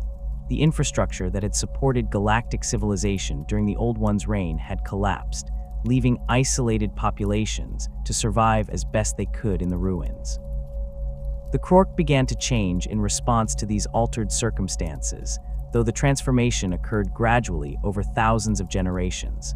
Without Old One maintenance of their genetic programming, mutations began to accumulate in their DNA. Most of these mutations were neutral or detrimental, culled by natural selection, as Krork with inferior traits failed to survive and reproduce. Some mutations, however, proved adaptive to the new environment, and these began to spread through isolated populations. The precise nature of these changes varied between different Krork populations, depending on their specific circumstances and the selective pressures they faced, but the overall trend was towards simplification and increased resilience at the cost of the sophistication that had characterized the species at their peak. The command structure that had emerged naturally from the psychic gestalt began to shift as the Wa field fragmented and localized. Warlords still rose to power based on their psychic dominance and combat prowess, but the nature of their authority changed. Where previously they had operated within a framework established by Old One's strategic direction, they now functioned as independent warlords whose authority derived purely from their personal strength and the loyalty of their followers. This shift toward more personalized leadership structures would accelerate over time, eventually producing the tribal and clan-based societies that would characterize the Krork's eventual descendants.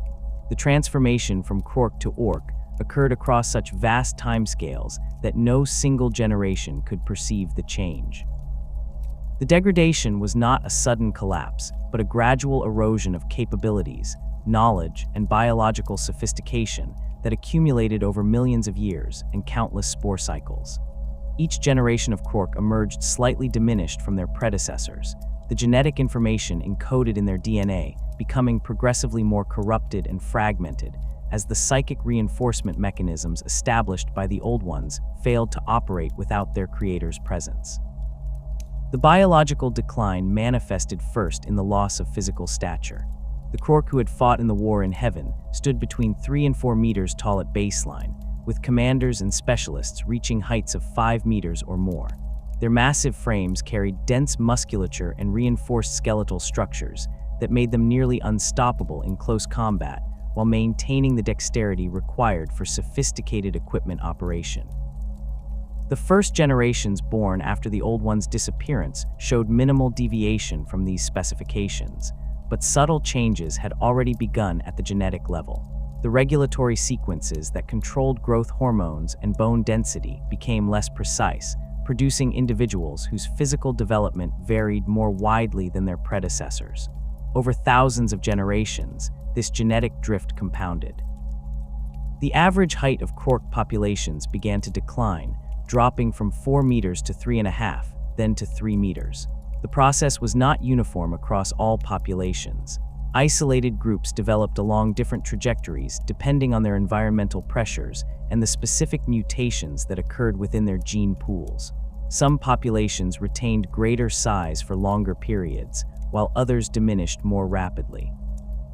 The lack of genetic interchange between isolated populations meant that beneficial mutations could not spread beyond local groups, and detrimental mutations could not be diluted by breeding with unaffected populations. The musculature that had given Krork their tremendous strength underwent similar degradation. The dense fiber bundles that allowed them to exert crushing force became less organized, their efficiency declining as the genetic instructions for their precise arrangement grew corrupted. The Krork's descendants retained impressive physical power compared to most species, but they no longer possessed the overwhelming might that had allowed their ancestors to tear through Necron warriors with bare hands. Their strength became more variable between individuals, with some retaining capabilities approaching their ancestors, while others fell significantly below the baseline that had once been universal to the species.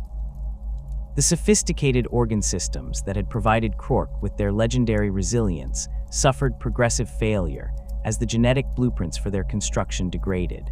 The redundant hearts, multiple lungs, and distributed nervous systems that had made Krork nearly impossible to incapacitate through injury became less reliable. Organs that should have developed in duplicate sometimes failed to form properly or emerged malformed and non-functional. The regenerative capabilities that had allowed Krork to heal from catastrophic wounds in hours or days slowed considerably, requiring weeks or months for injuries that their ancestors would have shrugged off. The adaptive reconstruction that had made Krork biology respond to specific threats by developing resistances became less pronounced, manifesting inconsistently or not at all in many individuals. The neurological degradation proved even more catastrophic for Krork civilization than the physical decline.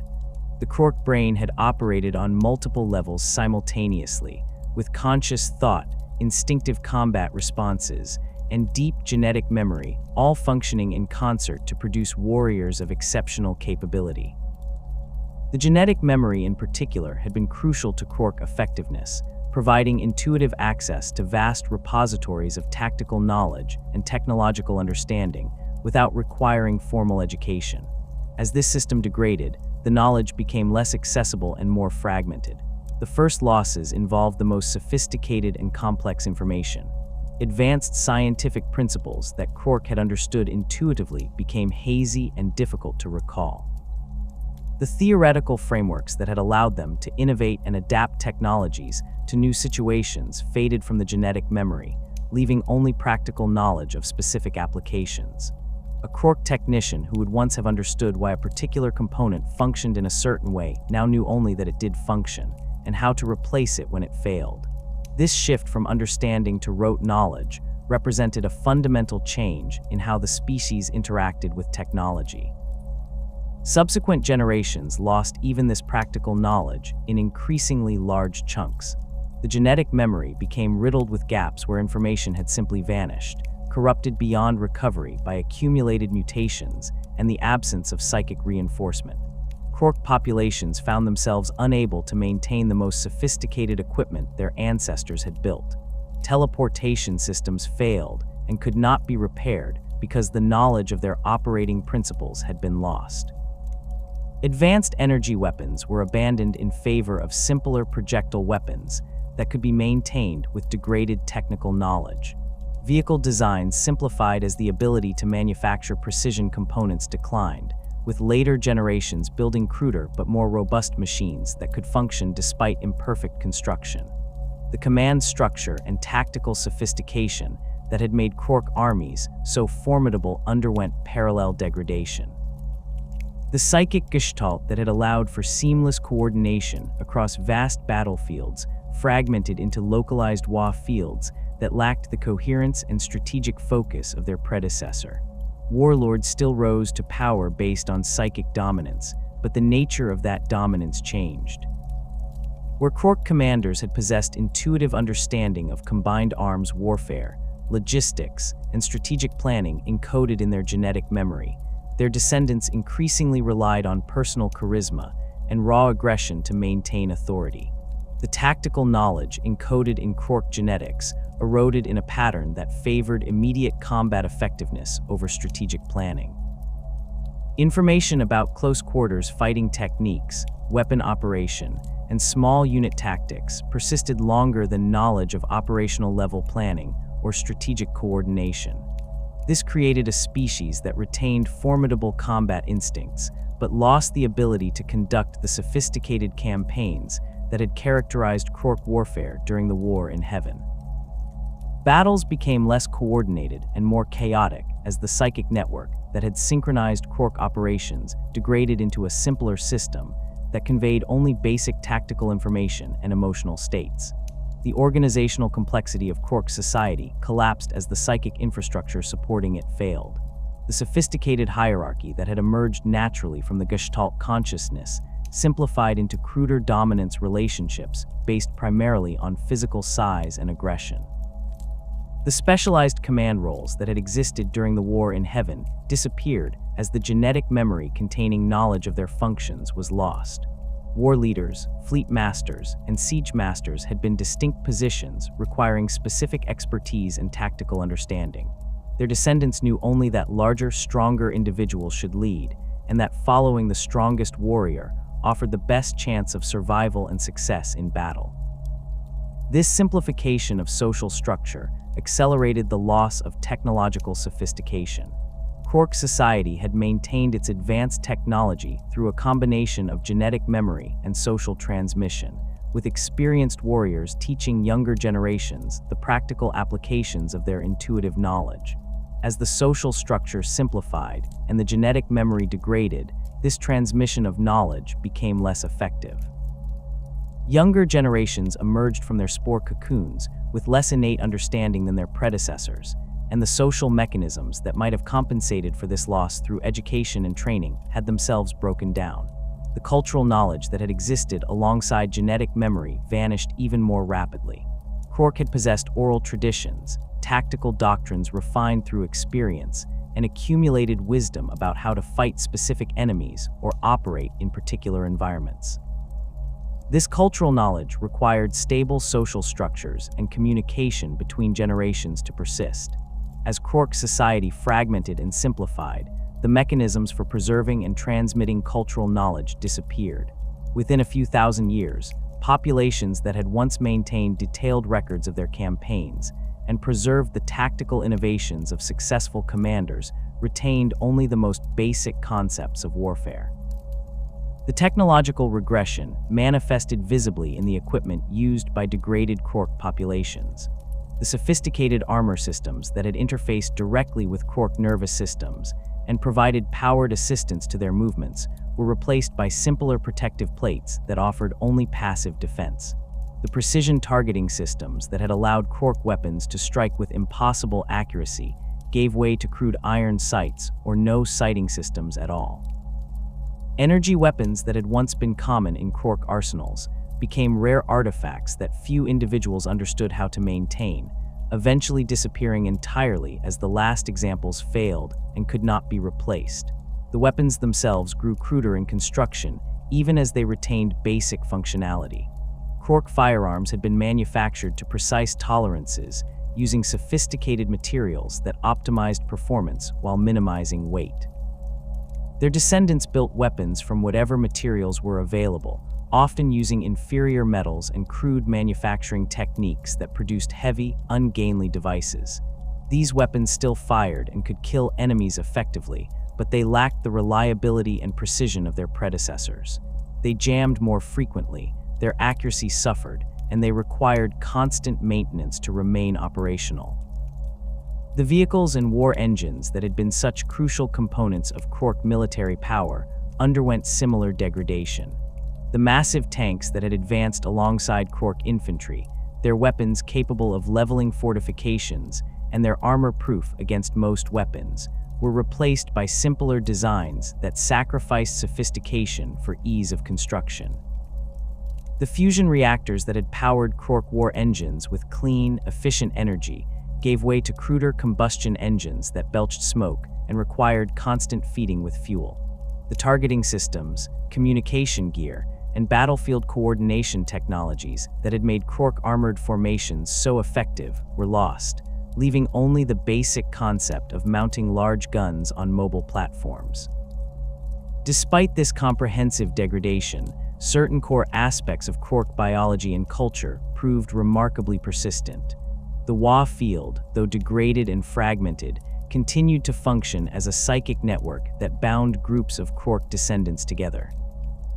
The field no longer provided the sophisticated tactical coordination it once had, but it still amplified the combat effectiveness of warriors within its influence, and created the Gestalt consciousness that defined the species' social structure. The reality warping effects that had disrupted Necron technology during the War in Heaven persisted in diminished form, with concentrated groups of Krork descendants still generating enough psychic energy to affect probability and causality in subtle ways. The fungal reproductive system that had made Krork so difficult to eradicate proved even more resilient to degradation than other biological systems. The spores released by dying Krork continued to germinate and produce new generations with only minimal deviation from the original process. The life cycle remained intact, spores germinating into fungal mats, those mats producing increasingly complex organisms, including the squigs that served as food sources, and eventually the Krork themselves. This reproductive mechanism ensured that even populations reduced to single individuals could theoretically rebuild, though the genetic information carried by those individuals would be whatever degraded version existed in their specific lineage. The instinctive technological aptitude that had been one of the Krork's defining characteristics survived in recognizable form, even as the sophisticated knowledge it had once provided access to was lost. Krork descendants retained an intuitive understanding of how mechanical systems functioned, and an ability to create functional devices from scavenged materials. This ability operated at a much lower level of sophistication than their ancestors had possessed, producing crude but effective equipment rather than the advanced weapons and vehicles of the War in Heaven era. A degraded Krork could look at a pile of scrap metal and instinctively understand how to assemble it into a functional weapon, even if they could not articulate why specific components needed to be arranged in particular ways. This persistent technological instinct manifested in ways that seemed almost supernatural to observers unfamiliar with its origins. Weapons that should not function according to conventional engineering principles worked reliably in the hands of Krork descendants, their operators' intuitive understanding of mechanical tolerances allowing them to coax performance from devices that should have been non-functional. The Wa field amplified this effect, with the collective psychic energy of large groups somehow stabilizing equipment that should have failed. This was not purely psychic phenomenon, but rather a combination of degraded genetic memory, providing partial understanding of engineering principles, and minor reality warping effects filling in the gaps where knowledge had been lost. The aggressive instincts that had made Krork such effective warriors intensified as other aspects of their psychology degraded. The sophisticated tactical thinking that had allowed Krork commanders to plan complex operations gave way to simpler, more direct approaches to warfare. The concept of strategic planning beyond immediate battles faded from the degraded genetic memory, replaced by an overwhelming drive toward combat for its own sake. Where Krork had fought with purpose and direction toward specific military objectives, their descendants increasingly fought simply because fighting was what they did, their genetic imperatives toward warfare persisting even as the strategic framework that had once directed those impulses was lost. This shift toward pure aggression without strategic purpose transformed the nature of conflicts involving Krork descendants. Battles became less about achieving specific objectives and more about the act of fighting itself. The careful coordination and combined arms tactics that had characterized Krork warfare gave way to simpler approaches that emphasized direct assault and overwhelming force. The concept of combined arms persisted in degraded form, with infantry, vehicles, and artillery still operating together, but the sophisticated synchronization that had made these elements mutually supporting was replaced by cruder coordination based primarily on following the largest and most aggressive leaders into combat. The territorial behavior of Krork populations shifted as their society fragmented and simplified. Where Krork had conquered and held worlds as part of coordinated military campaigns, their descendants developed more tribal patterns of territorial control. Groups coalesced around dominant leaders and fought each other as readily as they fought external enemies. The sophisticated command structure that had once prevented internal conflict having degraded beyond the point where it could maintain unity. These internal conflicts accelerated the loss of knowledge and capability, as populations that might have preserved more sophisticated technologies or tactics were destroyed by rivals before they could pass on their advantages to subsequent generations. The physical evidence of the Krork's existence persists across the galaxy in forms that range from the spectacular to the subtle.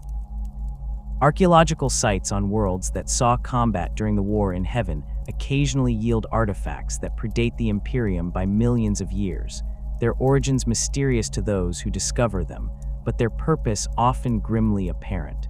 Weapons of unusual sophistication turn up in excavations of ancient battlefields, their mechanisms still functional despite eons of burial. Armor fragments constructed from materials that Imperial metallurgists cannot fully analyze suggest manufacturing techniques that exceed current mechanicus capabilities in specific applications.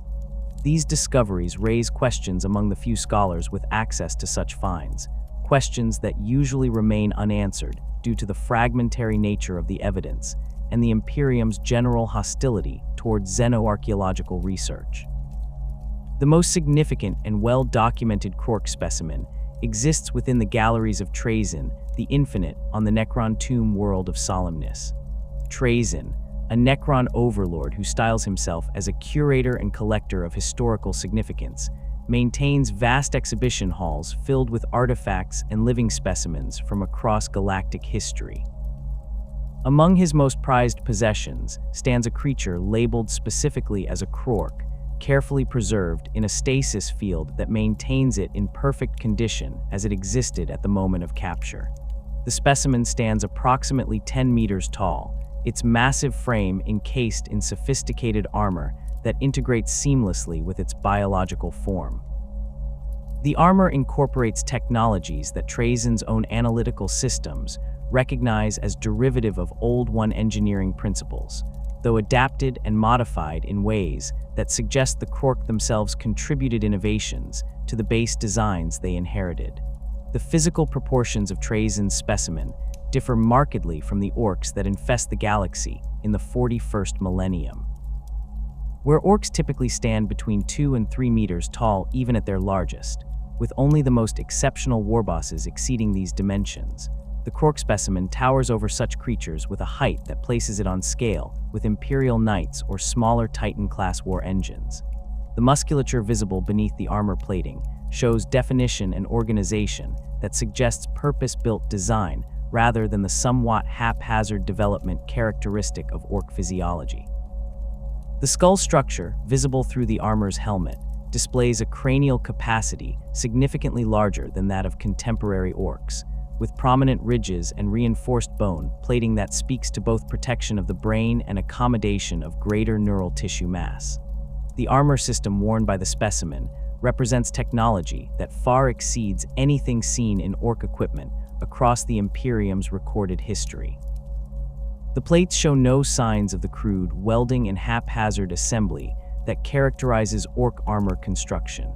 Instead, the components fit together with precision that suggests either advanced manufacturing capabilities or sophisticated design that accounts for the biological interface between armor and wearer.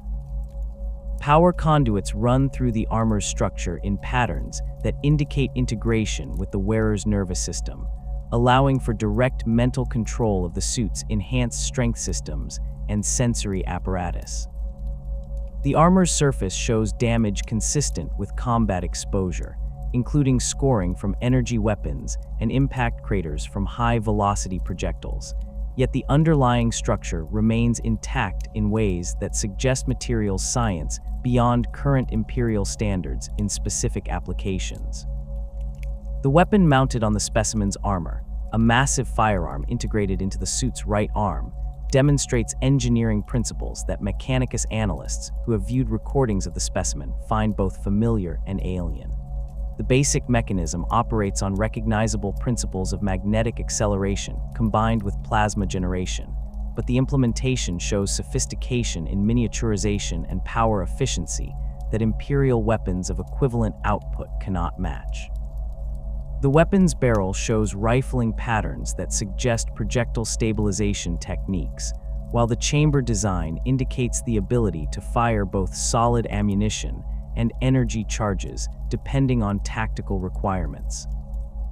The power source feeding the weapon remains unclear from external observation, but the lack of obvious fuel tanks or ammunition hoppers suggests either highly efficient energy storage or integration with the armor's primary power systems in ways that Imperial technology struggles to replicate. Trazyn's records regarding the specimen's acquisition remain characteristically cryptic. The Necron overlord claims to have obtained the Krork during the closing stages of the war in Heaven, though whether through combat, negotiation, or simple opportunistic collection during the chaos of that era's conclusion remains unspecified. The specimen's presence in stasis suggests it was alive at the time of capture, frozen in a moment that has now stretched across millions of years.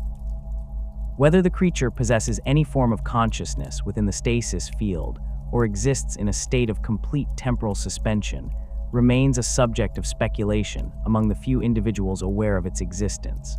Trazen himself treats the specimen as one of his most valuable historical artifacts, a living example of a species that shaped galactic history but has since degraded into something far less impressive. The implications of the specimen's existence trouble those Imperial authorities who become aware of it. If the Orks that plague the Imperium represent a degraded form of the Krork, and if the Krork themselves were as formidable as the specimen suggests, then the question arises of what would happen should Orks somehow revert toward their ancestral baseline. The size difference alone represents a significant threat multiplication. An Ork warboss standing 3 meters tall and leading a Wa of millions already poses an existential threat to entire sectors. A Krork of 10 meters leading similar numbers with the added advantages of superior technology and tactical sophistication would represent a threat on par with the greatest dangers the Imperium faces. Archaeological evidence from ancient battlefields provides additional context for understanding Krork capabilities, though such sites are rare and often dangerous to investigate. Worlds that saw combat during the war in heaven typically bear scars that remain visible millions of years later. Continents show crater patterns consistent with orbital bombardment on scales that dwarf anything in the Imperium's modern arsenals. Geological surveys reveal strata containing exotic isotopes that should not exist in nature, byproducts of weapons that manipulated matter at fundamental levels. In some cases, entire planetary crusts show signs of having been melted and reformed, suggesting the deployment of weapons that could affect tectonic processes directly. Within these devastated landscapes, excavation teams occasionally uncover intact artifacts or equipment fragments that survived the eons through combination of robust construction and fortunate burial conditions. Krork weapons turn up in these digs with surprising frequency given the age of the sites, their materials proving resistant to corrosion and decay in ways that suggest deliberate engineering for longevity. The weapons often remain functional or require only minor repairs to restore operation, a testament to the sophistication of their original construction. Mechanicus personnel who examine such finds note the weapon's efficiency and reliability, characteristics that stand in stark contrast to the temperamental nature of Ork equipment that must be constantly maintained and often functions more through collective psychic belief than sound engineering. Armor fragments discovered at these sites show similar durability and sophistication. The materials resist analysis through standard Imperial techniques, their composition incorporating elements and compounds that Mechanicus databases cannot fully identify. The armor's construction suggests manufacturing processes that achieve molecular-level precision in ways that current Imperial technology can only approximate through the most advanced and resource-intensive methods. Some fragments show evidence of self-repair mechanisms that attempted to restore damage before power sources depleted or critical components failed, indicating that Krork armor incorporated technologies that the Imperium typically associates only with the most advanced xenospecies or its own rarest relics from the dark age of technology. Vehicle wrecks provide perhaps the most dramatic evidence of Krork technological capabilities. The remains of Krork tanks and war engines dot ancient battlefields, their hulks massive even after millions of years of decay and degradation. These vehicles dwarf their Ork equivalents in size and apparent sophistication. Where Ork vehicles typically consist of armor plates welded onto chassis with minimal concern for aerodynamics or efficiency, Krork vehicle remains show evidence of integrated design where every component served multiple purposes and fit into an overall architecture optimized for combat effectiveness. The weapons mounts on these wrecks indicate firepower that would be appropriate for Imperial super heavy tanks or Titan-class war engines, yet the vehicles themselves appear to have been deployed as standard armor assets rather than rare strategic weapons. Power systems recovered from vehicle wrecks demonstrate engineering principles that Mechanicus analysts find particularly intriguing. The reactors show design elements that suggest fusion or even more exotic power generation methods, their output capacity far exceeding their physical dimensions, according to Imperial understanding of such systems. Some reactors remain active even after millions of years, their fail-safes and containment systems continuing to function despite the complete destruction of the vehicles they once powered. These reactors resist Imperial attempts at analysis or replication, their internal mechanisms either too damaged to fully understand or constructed using principles that current Mechanicus knowledge cannot reproduce. The strategic implications of these archaeological finds occupy considerable attention among those Ordo Xenos inquisitors and Mechanicus xenobiologists with access to the relevant data. The evidence suggests that the Orks represent a significantly degraded form of a species that once possessed technological capabilities rivaling or exceeding the Imperium's own in specific applications. This degradation appears to be ongoing, with Ork technology showing progressive simplification when compared to older examples recovered from battlefields of different ages. Sites dating from immediately after the war in Heaven yield equipment that, while cruder than pure Krork artifacts, still demonstrates sophistication beyond modern Ork capabilities. Sites from progressively later eras show corresponding declines in technological complexity, creating a clear timeline of degradation that has continued across millions of years.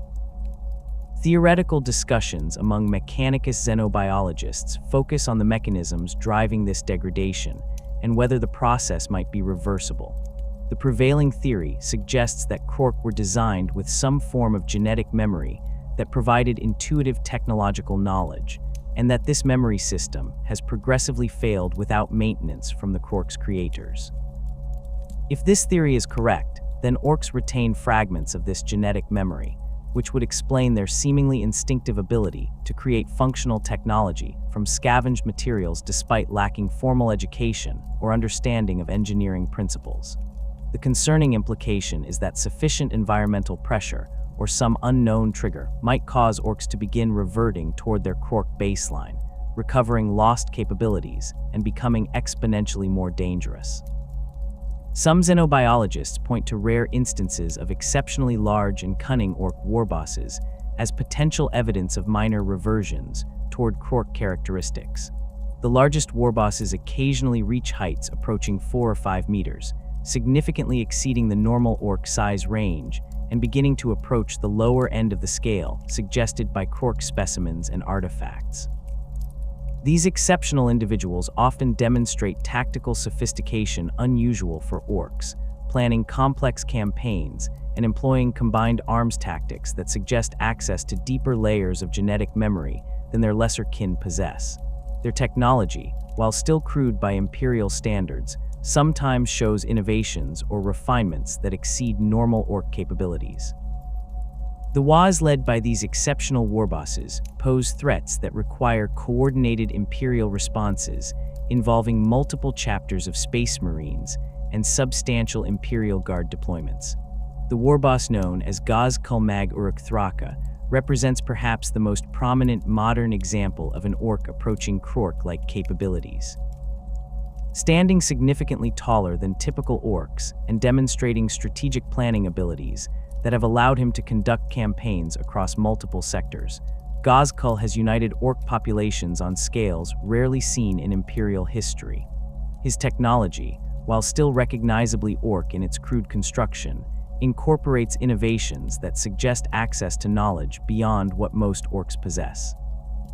His ability to coordinate multiple Waz and maintain strategic focus across extended campaigns demonstrates cognitive capabilities that exceed normal Ork limitations.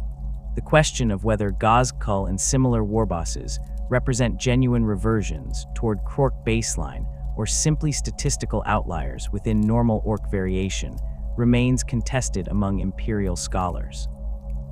Proponents of the reversion theory point to the correlation between exceptional size, increased intelligence, and improved technology as evidence that these warbosses have accessed deeper layers of genetic memory than typical orcs.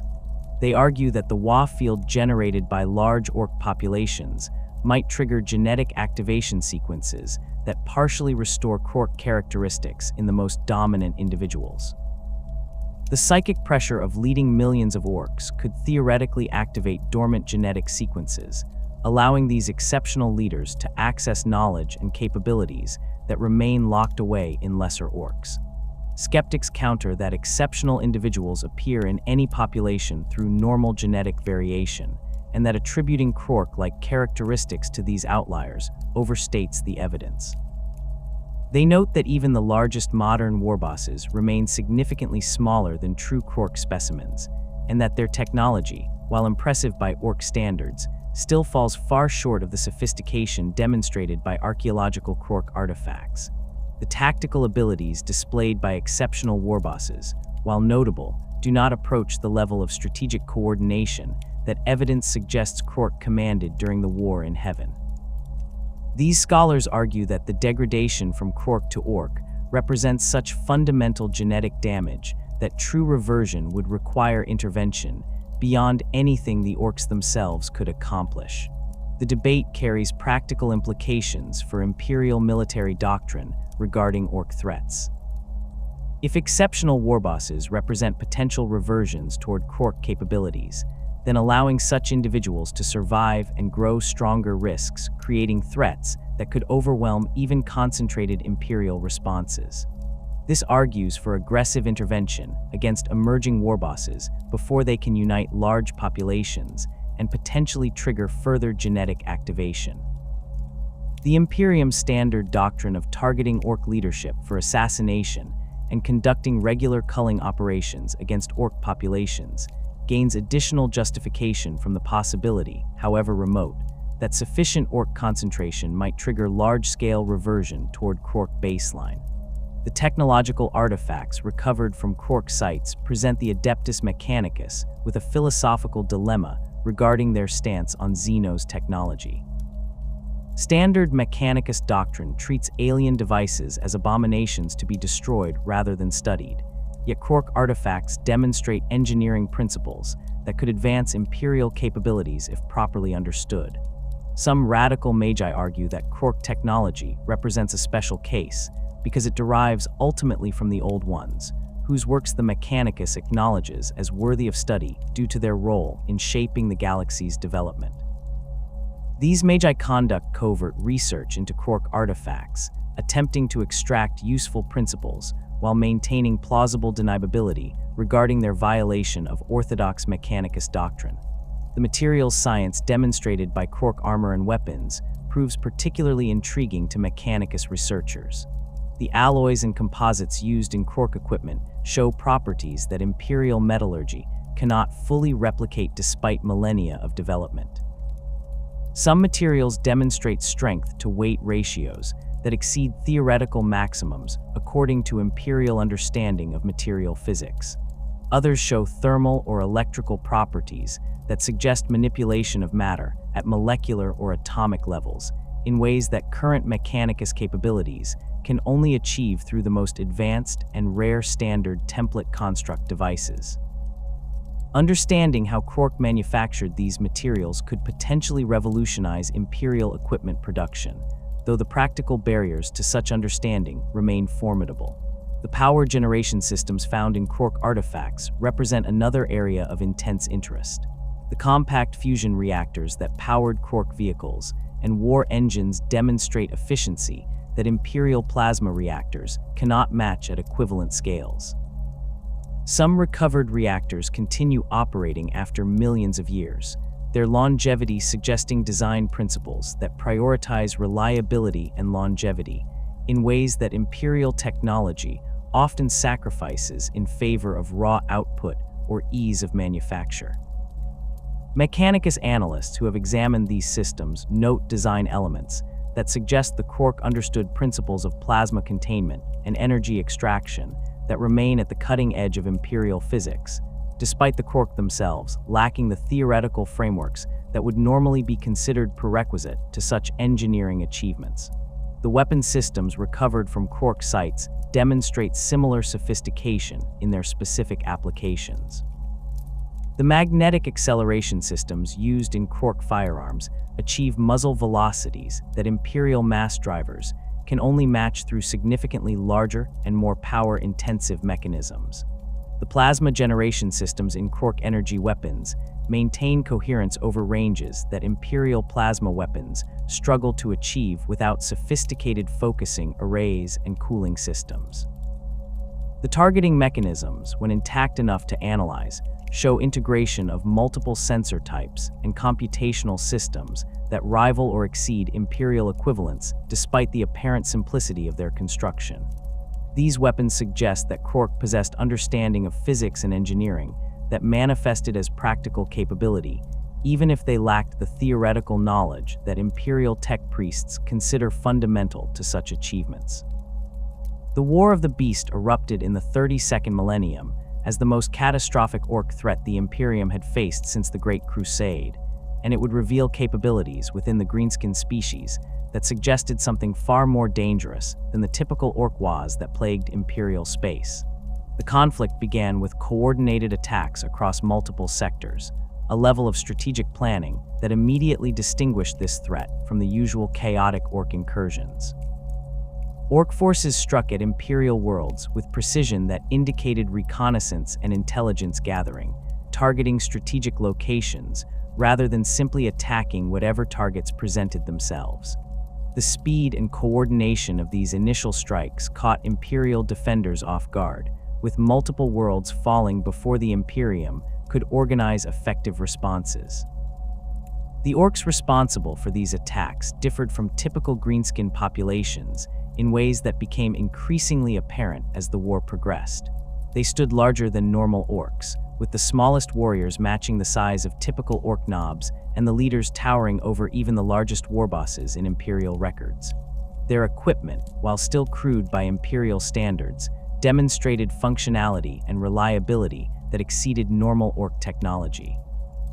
Their weapons fired with consistent accuracy, their vehicles operated without the constant breakdowns that characterized most Ork machinery, and their armor provided protection that suggested actual engineering rather than the haphazard plate welding typical of greenskin construction.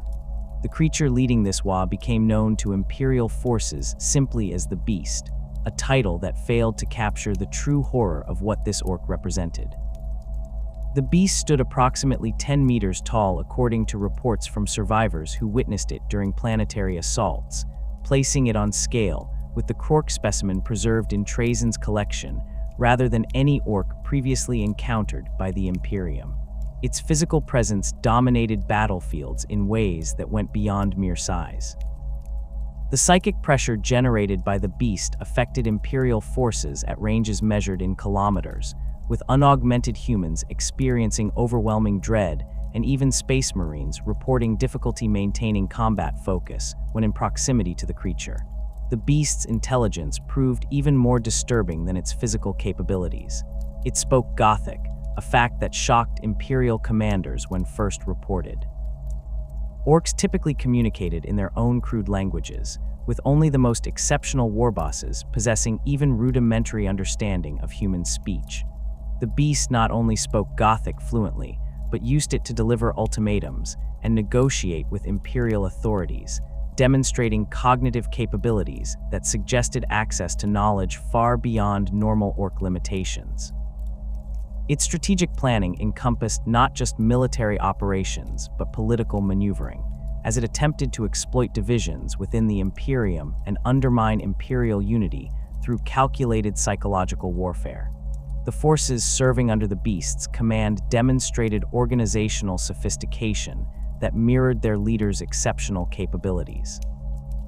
They operated in coordinated formations that suggested actual military discipline rather than the mob tactics typical of Ork warfare. Different Ork clans specialized in specific combat roles and coordinated their actions to create combined arms effects that maximized their effectiveness. Artillery units provided fire support for advancing infantry, armor formations exploited breakthroughs created by assault troops, and aerospace assets established air superiority before ground forces committed to major offensives. These tactics resembled Imperial Guard doctrine more than typical Ork behavior, suggesting that the Beast's forces had recovered or retained knowledge of sophisticated warfare that other Orks had lost. The technological capabilities displayed by the Beasts exceeded anything the Imperium had previously observed in Ork populations. Their weapons incorporated targeting systems that actually functioned as designed rather than serving as decorative elements that Orks believed made their guns shoot straighter. Their vehicles mounted engines that produced consistent power output and could be repaired using standardized components rather than requiring constant improvisation. Their communications systems operated on encrypted frequencies that Imperial forces struggled to intercept or decode, a stark contrast to the open broadcasts typical of Ork communications. Most significantly, they possessed teleportation technology that functioned with reliability approaching Imperial standards, allowing them to deploy forces directly into combat zones without the catastrophic failures that usually made Ork teleportation more dangerous to its users than its targets. The gravity weapons employed by the Beast's forces represented technology that the Imperium had rarely encountered even among advanced Xeno species. These weapons manipulated gravitational fields to crush targets or tear them apart through tidal forces, their effects devastating against both infantry and armored vehicles. Imperial forces reported watching tanks implode as gravity weapons compressed them into spheres of twisted metal, or seeing infantry formations torn apart as localized gravity gradients exceeded the structural limits of human bodies. The weapons operated silently, producing no visible beam or projectile, making them difficult to detect or avoid. Their power requirements should have necessitated massive generators, yet the Orks mounted them on vehicles, and even as portable infantry weapons, suggesting power generation capabilities that Imperial technology could not match at equivalent scales. The attack moons represented the pinnacle of the Beast's technological achievement, and the clearest evidence that these Orks had recovered capabilities approaching their Krork ancestors. These constructs were not natural satellites converted to military use, but purpose-built weapons platforms on scales that dwarfed anything in the Imperial arsenal. Each attack moon measured thousands of kilometers in diameter, their mass sufficient to affect the orbits of planets they approached. The construction of such objects required resources and industrial capacity that suggested the Beast commanded manufacturing capabilities, rivaling the Imperium's greatest forge worlds. The speed at which these attack moons appeared indicated either pre-existing construction that the Imperium had failed to detect or building methods that far exceeded Imperial shipyard productivity. The internal structure of attack moons, revealed through boarding actions and reconnaissance, demonstrated engineering sophistication that contradicted everything the Imperium understood about Ork capabilities. The interior spaces showed evidence of actual architectural planning rather than the chaotic sprawl typical of Ork construction. Corridors followed logical patterns that facilitated movement and defense.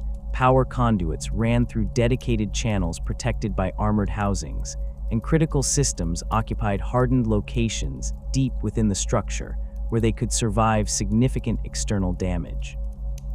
The construction materials included alloys that resisted Imperial weapons fire and showed no signs of the crude welding and improvised assembly that characterized normal Ork building methods. The weapons systems mounted on attack moons could engage targets across planetary distances with accuracy that suggested sophisticated targeting systems and fire control. Massive cannons launched projectiles at velocities approaching relativistic speeds, their impacts releasing energy equivalent to strategic nuclear weapons. Energy weapons discharged beams that could slag continents or boil oceans, powered by reactors whose output suggested fusion or even more exotic power generation methods. Point defense systems created overlapping fields of fire that made approach by conventional spacecraft suicidal, their tracking systems able to engage multiple targets simultaneously with precision that rivaled Imperial Navy gunnery at much smaller scales.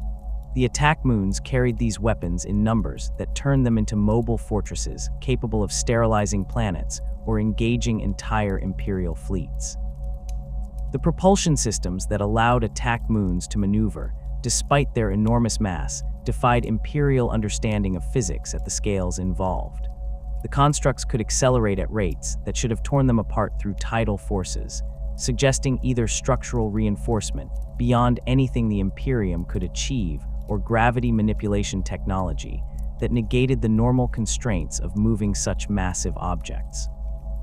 They could translate between star systems using some form of faster than light travel that left minimal warp signatures, making their movements difficult to track and allowing them to appear at target systems with little warning. The energy requirements for moving objects of such mass at observed velocities should have required reactors that would be visible across star systems, yet the attack moons showed no external signs of power generation on the necessary scales. The threat posed by attack moons to Terra itself forced the Imperium to commit resources on scales normally reserved for the most existential threats.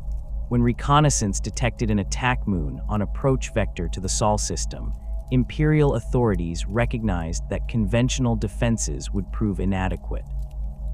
The orbital defense platforms protecting Terra could engage ships and smaller threats effectively, but an attack moon possessed both the firepower to destroy those platforms and the durability to survive return fire long enough to accomplish its mission.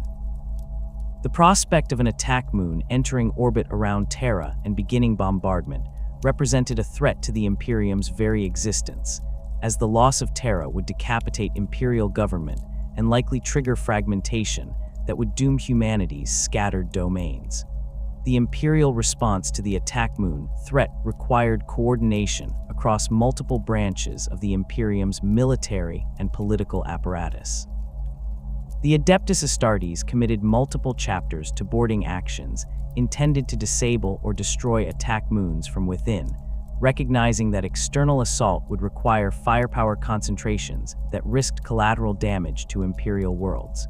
The Imperial Navy assembled fleets whose sole purpose was to delay attack moon advances and prevent them from reaching critical systems, while boarding forces attempted to neutralize them. The Adeptus Mechanicus provided technical expertise for analyzing attack moon systems and identifying vulnerabilities that could be exploited. The coordination required to synchronize these efforts across the vast distances of Imperial space tested the Imperium's command structure in ways that revealed both its strengths and its dangerous fragility. The boarding actions conducted against attack moons demonstrated the capabilities of the beast's Ork forces in defensive operations. The Orks defending these constructs fought with discipline that shocked Space Marine assault forces accustomed to facing greenskin mobs that could be broken through concentrated violence. The defenders utilized the attack moon's internal architecture to create killing zones and fallback positions, conducting fighting withdrawals that inflicted maximum casualties while preserving their own forces.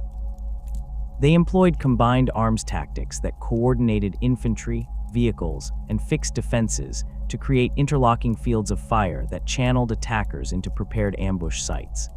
The technology supporting these defenses included automated turrets that tracked targets with machine precision, force fields that required sustained fire to collapse, and sensor systems that denied Imperial forces the element of surprise. The Orks encountered during these boarding actions displayed characteristics that reinforced theories about reversion toward Krork baseline. They stood taller than typical Orks, with even basic infantry measuring over 2.5 meters and elite warriors reaching heights of 4 meters or more. Their musculature showed definition and organization that suggested purpose rather than the somewhat haphazard development of normal Ork physiology. Their equipment integrated with their bodies in ways that indicated biological interfaces rather than simple strapping of armor plates to flesh. Some specimens showed what appeared to be cybernetic enhancements, though analysis of recovered bodies suggested these enhancements were actually biological systems that mimicked mechanical function, possibly representing partially activated Krork genetic sequences that normal Orks lacked. The psychic pressure generated by concentrated populations of these enhanced orcs created environmental effects that went beyond typical field phenomena. Imperial psychers reported difficulty maintaining their powers in proximity to large orc formations, as if the greenskins' collective psychic presence created interference that disrupted warp-based abilities. The effect intensified near the beast itself, with some psychers experiencing complete loss of their powers and others suffering psychic backlash that left them catatonic or dead. The field generated by the beast's forces seemed to create zones of altered reality, where probability and causality operated according to different rules than normal space, with Imperial weapons malfunctioning at rates far exceeding statistical expectations, and Ork equipment functioning reliably despite visible damage that should have rendered it inoperable. Theories emerged among Imperial scholars regarding the mechanisms that might explain the beast's exceptional capabilities and those of its followers. The prevailing hypothesis suggested that the massive concentration of orcs gathered under the beast's leadership had generated field intensity sufficient to trigger genetic activation sequences dormant in normal orcs. The psychic pressure of leading such enormous populations might have unlocked deeper layers of genetic memory, granting the beast access to knowledge and capabilities that remained inaccessible to lesser warbosses. This activation could potentially cascade through the population, with orcs in close proximity to the beast experiencing their own genetic activations that enhanced their size, intelligence, and technological aptitude. The process would be self-reinforcing, as enhanced orcs contributed more psychic energy to the field, which in turn triggered further genetic activation in other members of the population. Alternative theories proposed that the beast represented a statistical anomaly, an orc that happened to inherit an unusually intact set of genetic sequences through chance rather than triggered activation. Under this model, the beast's exceptional capabilities stemmed from possessing genetic information that most orcs had lost through accumulated degradation over millions of years. Its ability to unite such large populations would then derive from normal orc psychology, where lesser greenskins instinctively follow the largest and strongest leaders, amplified by the beast's exceptional psychic presence. The enhanced capabilities of its followers might result from selective pressure, with the beast's campaigns attracting the largest and most capable orcs from across multiple sectors and culling weaker specimens through constant warfare. The practical implications of these theories divided Imperial strategic planning. If the beast represented triggered genetic activation, then preventing future occurrences required disrupting orc populations before they could reach the critical mass necessary to trigger such reversions. This argued for aggressive intervention against emerging and regular culling operations to prevent orc populations from growing large enough to generate the psychic pressure required for genetic activation. The strategy carried risks, as Imperial forces committed to constant anti-orc operations might find themselves unable to respond to other threats, but the alternative of allowing another beast to emerge seemed unacceptable given the resources required to combat the current threat. If the beast represented random genetic chance rather than triggered activation, the implications proved even more disturbing. Random variation could produce exceptional individuals at any time in any orc population, meaning that the threat of another beast-level warboss existed as a constant possibility rather than something that could be prevented through population control. This model suggested that the Imperium's standard approach of targeting orc leadership and conducting periodic culls represented the best available strategy, as it maximized the chances of eliminating exceptional individuals before they could unite large populations. The model offered no guarantee of success, however, as statistical outliers by definition occurred regardless of attempts to prevent them. The eventual defeat of the beast and the destruction of its required the combined efforts of multiple Space Marine chapters and the sacrifice of thousands of Imperial Guard regiments. The specific details of the beast's death remain classified at the highest levels of Imperial authority, though reports suggest it required multiple assassination attempts and the loss of entire space marine companies before the creature finally fell. The destruction of the attack moons proceeded through combination of external assault by Imperial Navy fleets and internal sabotage by boarding parties, with each attack moon requiring months of sustained combat to neutralize. The cost in Imperial lives and resources exceeded the losses sustained during some of the Great Crusade's most difficult campaigns, yet Imperial authorities considered the expenditure justified given the existential nature of the threat. The aftermath of the War of the Beast left the Imperium profoundly shaken by the revelation of what Orks might become under the right circumstances. The conflict demonstrated that the greenskin threat represented not merely a persistent nuisance requiring constant management, but a potential existential danger that could threaten the Imperium's survival if allowed to develop unchecked. The technological capabilities displayed by the Beast's forces, particularly the attack moons and their sophisticated weapon systems, suggested that Orks retain genetic memory of engineering knowledge far exceeding their normal demonstrated capabilities.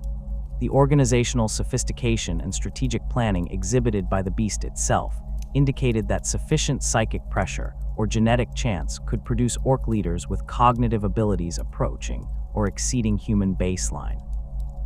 The War of the Beast provided the clearest evidence available to the Imperium that Orks represented a degraded form of something far more dangerous, though Imperial authorities lacked the historical context to understand the full implications. The similarities between the Beast and the Krork specimen in Trajan's collection remained unknown to Imperial scholars, as did the existence of that specimen itself to most of the Imperium. The archaeological evidence suggesting progressive Ork degradation over millions of years existed in scattered fragments across multiple organizations, with no single authority possessing enough information to construct a complete picture.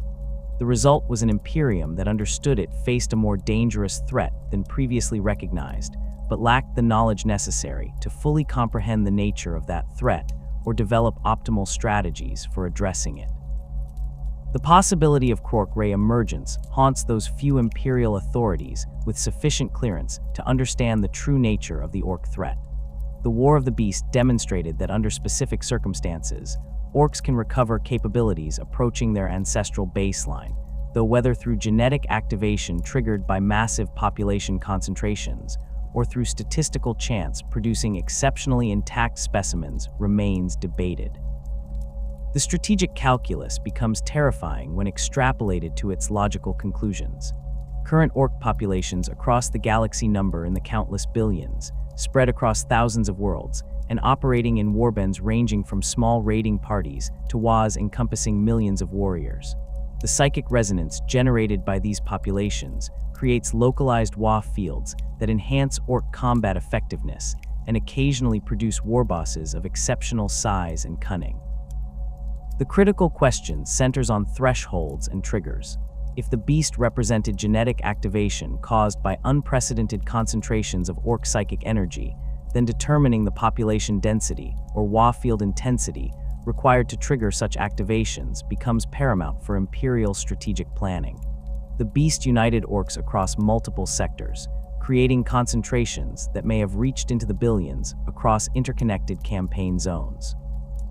The psychic pressure generated by such numbers, all focused through a single dominant leader, potentially created conditions that had not existed since the immediate aftermath of the War in Heaven, when Krork populations still numbered in the trillions across the galaxy. Whether similar conditions could occur again depends on variables that Imperial authorities struggle to quantify or predict. Some Ordo Xenos Inquisitors maintain surveillance networks specifically designed to detect emerging Ork populations that might approach critical thresholds for genetic activation. These networks track Ork population growth rates, monitor the size and capabilities of emerging warbosses, and analyze patterns in Ork technology and tactics for signs of sophistication exceeding normal parameters. The data collected suggests that Ork populations follow boom and bust cycles, with periods of rapid expansion followed by internal conflicts or Imperial intervention that reduces numbers below levels that might trigger concerning developments.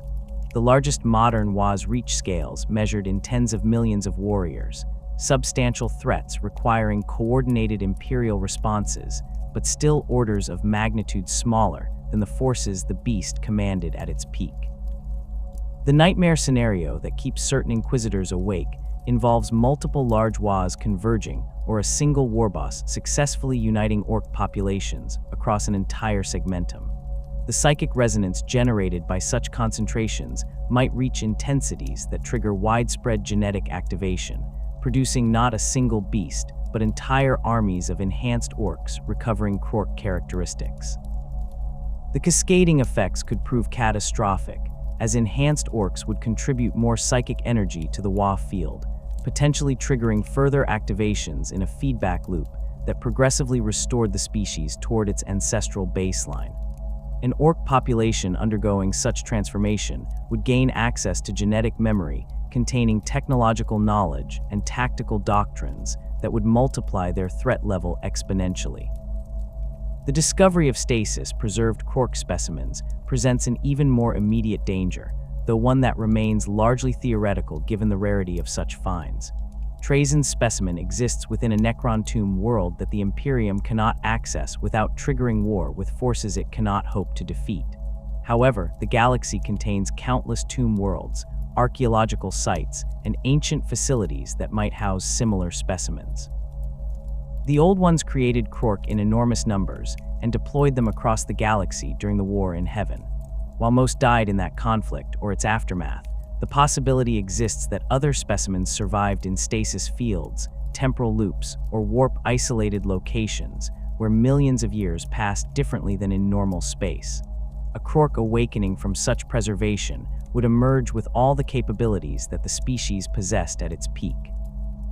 10 meters of muscle and armor, equipped with technology that functions reliably in weapons that could threaten Imperial armor, backed by genetic memory, containing millions of years of accumulated tactical knowledge and strategic understanding. Such a creature would possess psychic presence sufficient to dominate any Orks it encountered, its natural authority drawing greenskins to it through the same instincts that make modern Orks follow the largest and strongest leaders. Within weeks or months, a single awakened Krork could unite local Ork populations and begin transforming them through the psychic pressure of its presence and the example of its superior capabilities. The cascading effects of such an awakening would spread through Ork populations like a psychic plague. Orks exposed to a true Krork would experience their own genetic activations as the Wa field intensity spiked to levels not seen in millions of years. The Krork's technological knowledge would spread through the population as lesser Orks observed and imitated superior equipment designs, their own degraded genetic memory providing enough context to understand and replicate what they witnessed. The tactical sophistication displayed by the Krork would influence Ork behavior patterns, with instinctive deference to superior capability causing lesser warbosses to adopt similar approaches. Within a generation, measured in the rapid life cycle of spore birth to maturity, an Ork population exposed to a Krork could transform from typical greenskin rabble into something approaching the species that fought in the War in Heaven. Comparisons between hypothetical Krork capabilities and current galactic threats provide context for understanding the magnitude of this danger. The Tyranid hive fleets represent an existential threat to all life in the galaxy, their numbers beyond counting, and their biological adaptation allowing them to overcome almost any defense given sufficient biomass and time. A Krork population at full capability would possess advantages and disadvantages in such a conflict. The Tyranids' primary strength lies in their ability to adapt biological solutions to any challenge and their willingness to accept catastrophic casualties in pursuit of objectives. Krork shared similar characteristics, their regenerative biology and rapid reproduction allowing them to sustain losses that would break other species, while their genetic memory provided technological adaptability that paralleled Tyranid biological evolution. The critical difference would be technological sophistication. Tyranid bioweapons and creatures represent optimized solutions to specific tactical problems, but they operate within biological constraints that limit their capabilities in certain applications. Krork weapons and vehicles employed technologies that could affect matter and energy at fundamental levels, their firepower and durability exceeding what biological systems could achieve without reaching scales that became logistically impractical.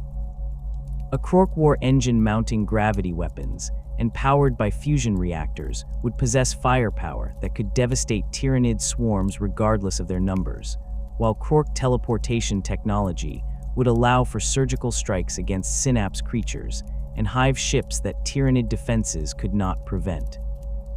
The conflict would likely devolve into a war of attrition where Krork technological advantages competed against Tyranid numerical superiority and adaptation speed, with the outcome depending on which side could sustain losses longer while maintaining offensive capability.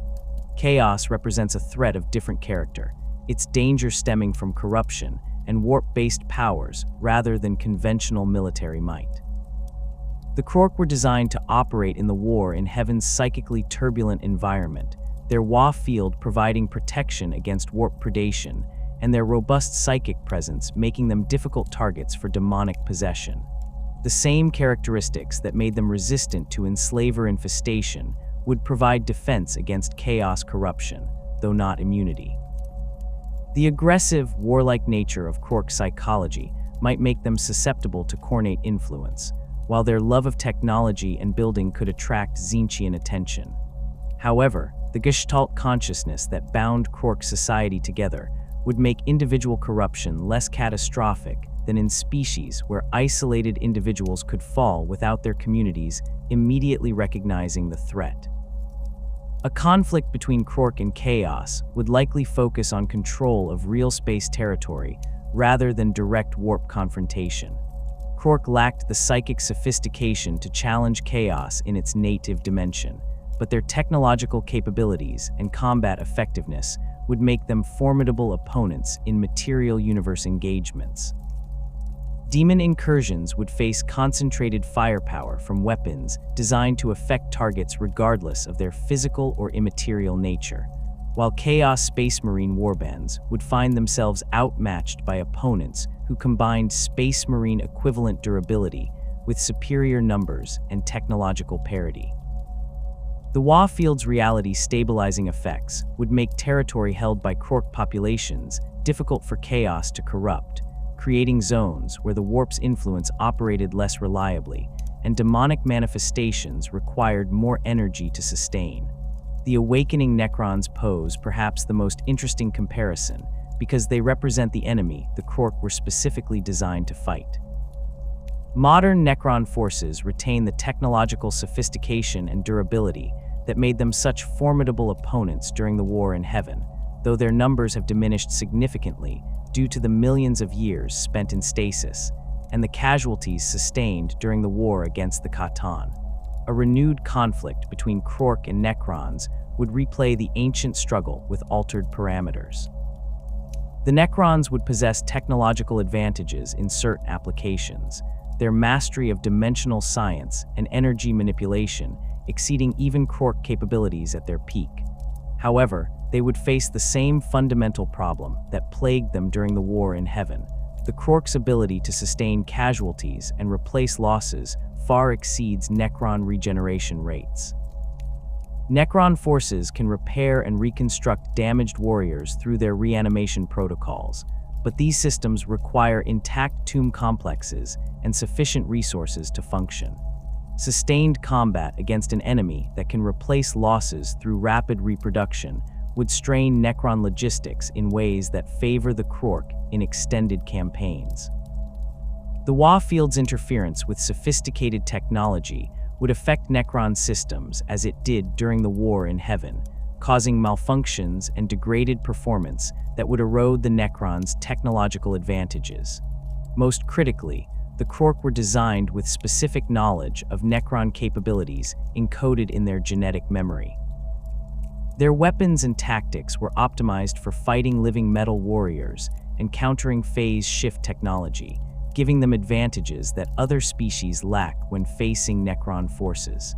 The Eldari present a complex comparison because they represent another Old One creation, though one designed for different purposes than the Krork. The craftworld Eldari retain much of their species' ancient sophistication, their technology and psychic abilities making them formidable opponents despite their limited numbers. In direct combat, Krork would possess advantages in durability and firepower, their robust biology and heavy weapons overwhelming Eldari defenses through concentrated violence. However, the Eldari's mastery of the webway and their ability to strike precisely at critical targets before withdrawing would allow them to avoid the grinding attritional warfare where Krork excel. A conflict between the species would likely see the Eldari conducting raids and surgical strikes while avoiding direct confrontation with massed Krork forces, a strategy that could prove effective in limited engagements, but would struggle to achieve strategic victory against an enemy that could replace losses and expand territory through simple reproduction. The Imperium itself would face catastrophic challenges in a conflict with true Krork populations. The Imperium's primary advantages lie in its vast territory, enormous population, and diverse military capabilities spanning the Imperial Guard, Space Marines, and various other organizations. These advantages would prove less decisive against an enemy that reproduces rapidly, requires minimal logistics, and possesses technology approaching or exceeding Imperial capabilities in specific applications. The Imperium's tendency toward rigid doctrine and slow adaptation would handicap it against opponents whose genetic memory provides intuitive tactical flexibility and whose warfield allows for coordination without complex command structures. Space Marine chapters would find themselves facing opponents who match or exceed their physical capabilities while vastly outnumbering them, a combination that would strain even the Adeptus Astartes' legendary combat effectiveness. The Imperial Guard's numerical superiority would matter less against enemies who reproduce faster than human populations and whose individual warriors possess capabilities equivalent to or exceeding Imperial special forces.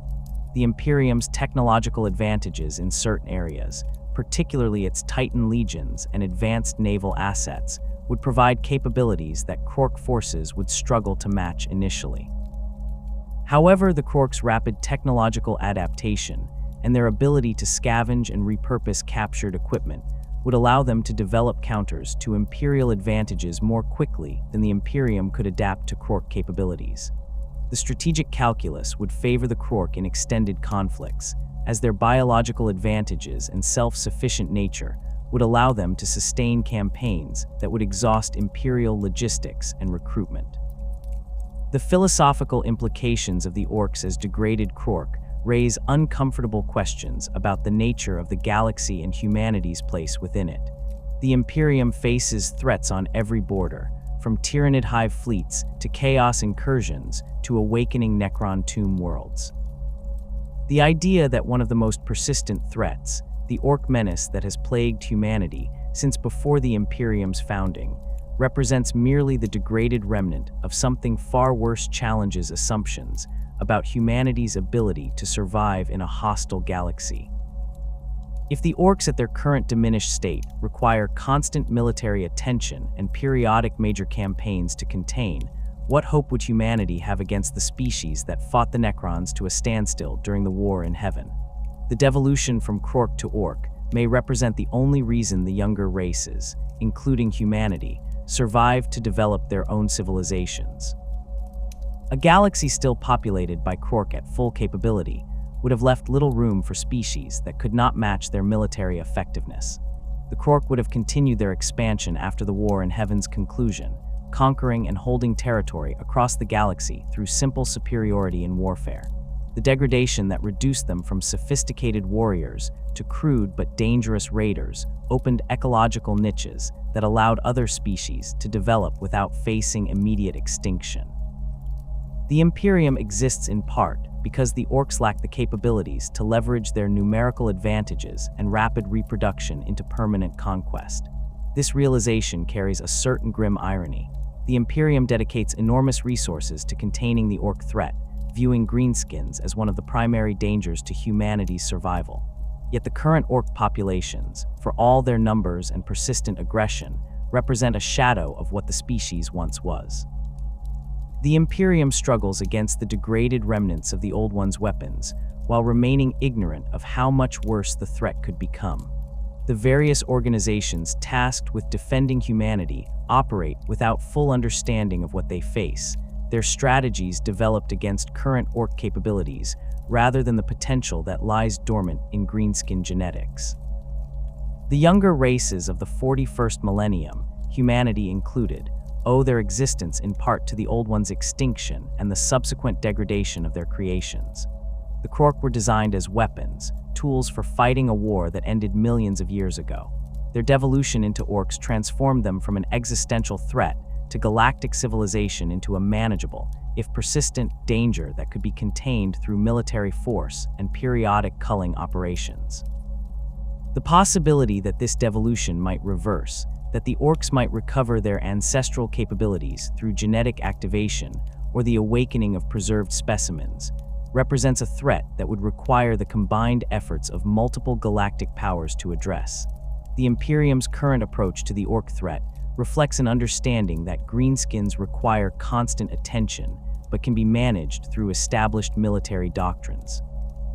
This approach remains valid as long as Orks continue operating at their current capability levels.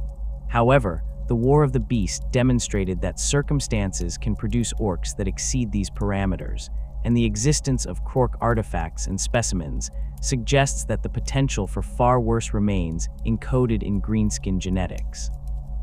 The strategic challenge facing the Imperium and other galactic powers lies in detecting signs of Ork enhancement early enough to intervene before populations reach critical thresholds, while simultaneously maintaining sufficient military capability to address the numerous other threats that demand attention. The galaxy of the 41st millennium teeters on the edge of catastrophe from multiple directions. The Tyranids advance from beyond the galactic rim, consuming biomass and adapting to overcome any resistance. Chaos tears at reality from within, its corruption spreading through populations and threatening to drag entire worlds into the warp. The Necrons awaken from their millions of years of slumber, reclaiming tomb worlds and beginning campaigns to restore their ancient dominion. In this environment of existential threats, the Orks represent both a known danger and a potential catastrophe waiting to unfold. The devolution that transformed Krork into Orks may prove temporary, a brief respite in the long history of a species designed to fight forever. Should that respite end, whether through genetic reversion or the awakening of ancient specimens, the galaxy would face a threat that even the combined might of all its civilizations might struggle to overcome. The Krork were the Old One's answer to the Necrons, warriors designed to fight the galaxy's most dangerous enemy to a standstill. In their degraded form, the Orks plagued the Imperium and other species with constant raids and periodic wars. In their original form, they would represent something far worse: the return of the galaxy's most perfect warriors, unleashed in an era that has forgotten how to fight them.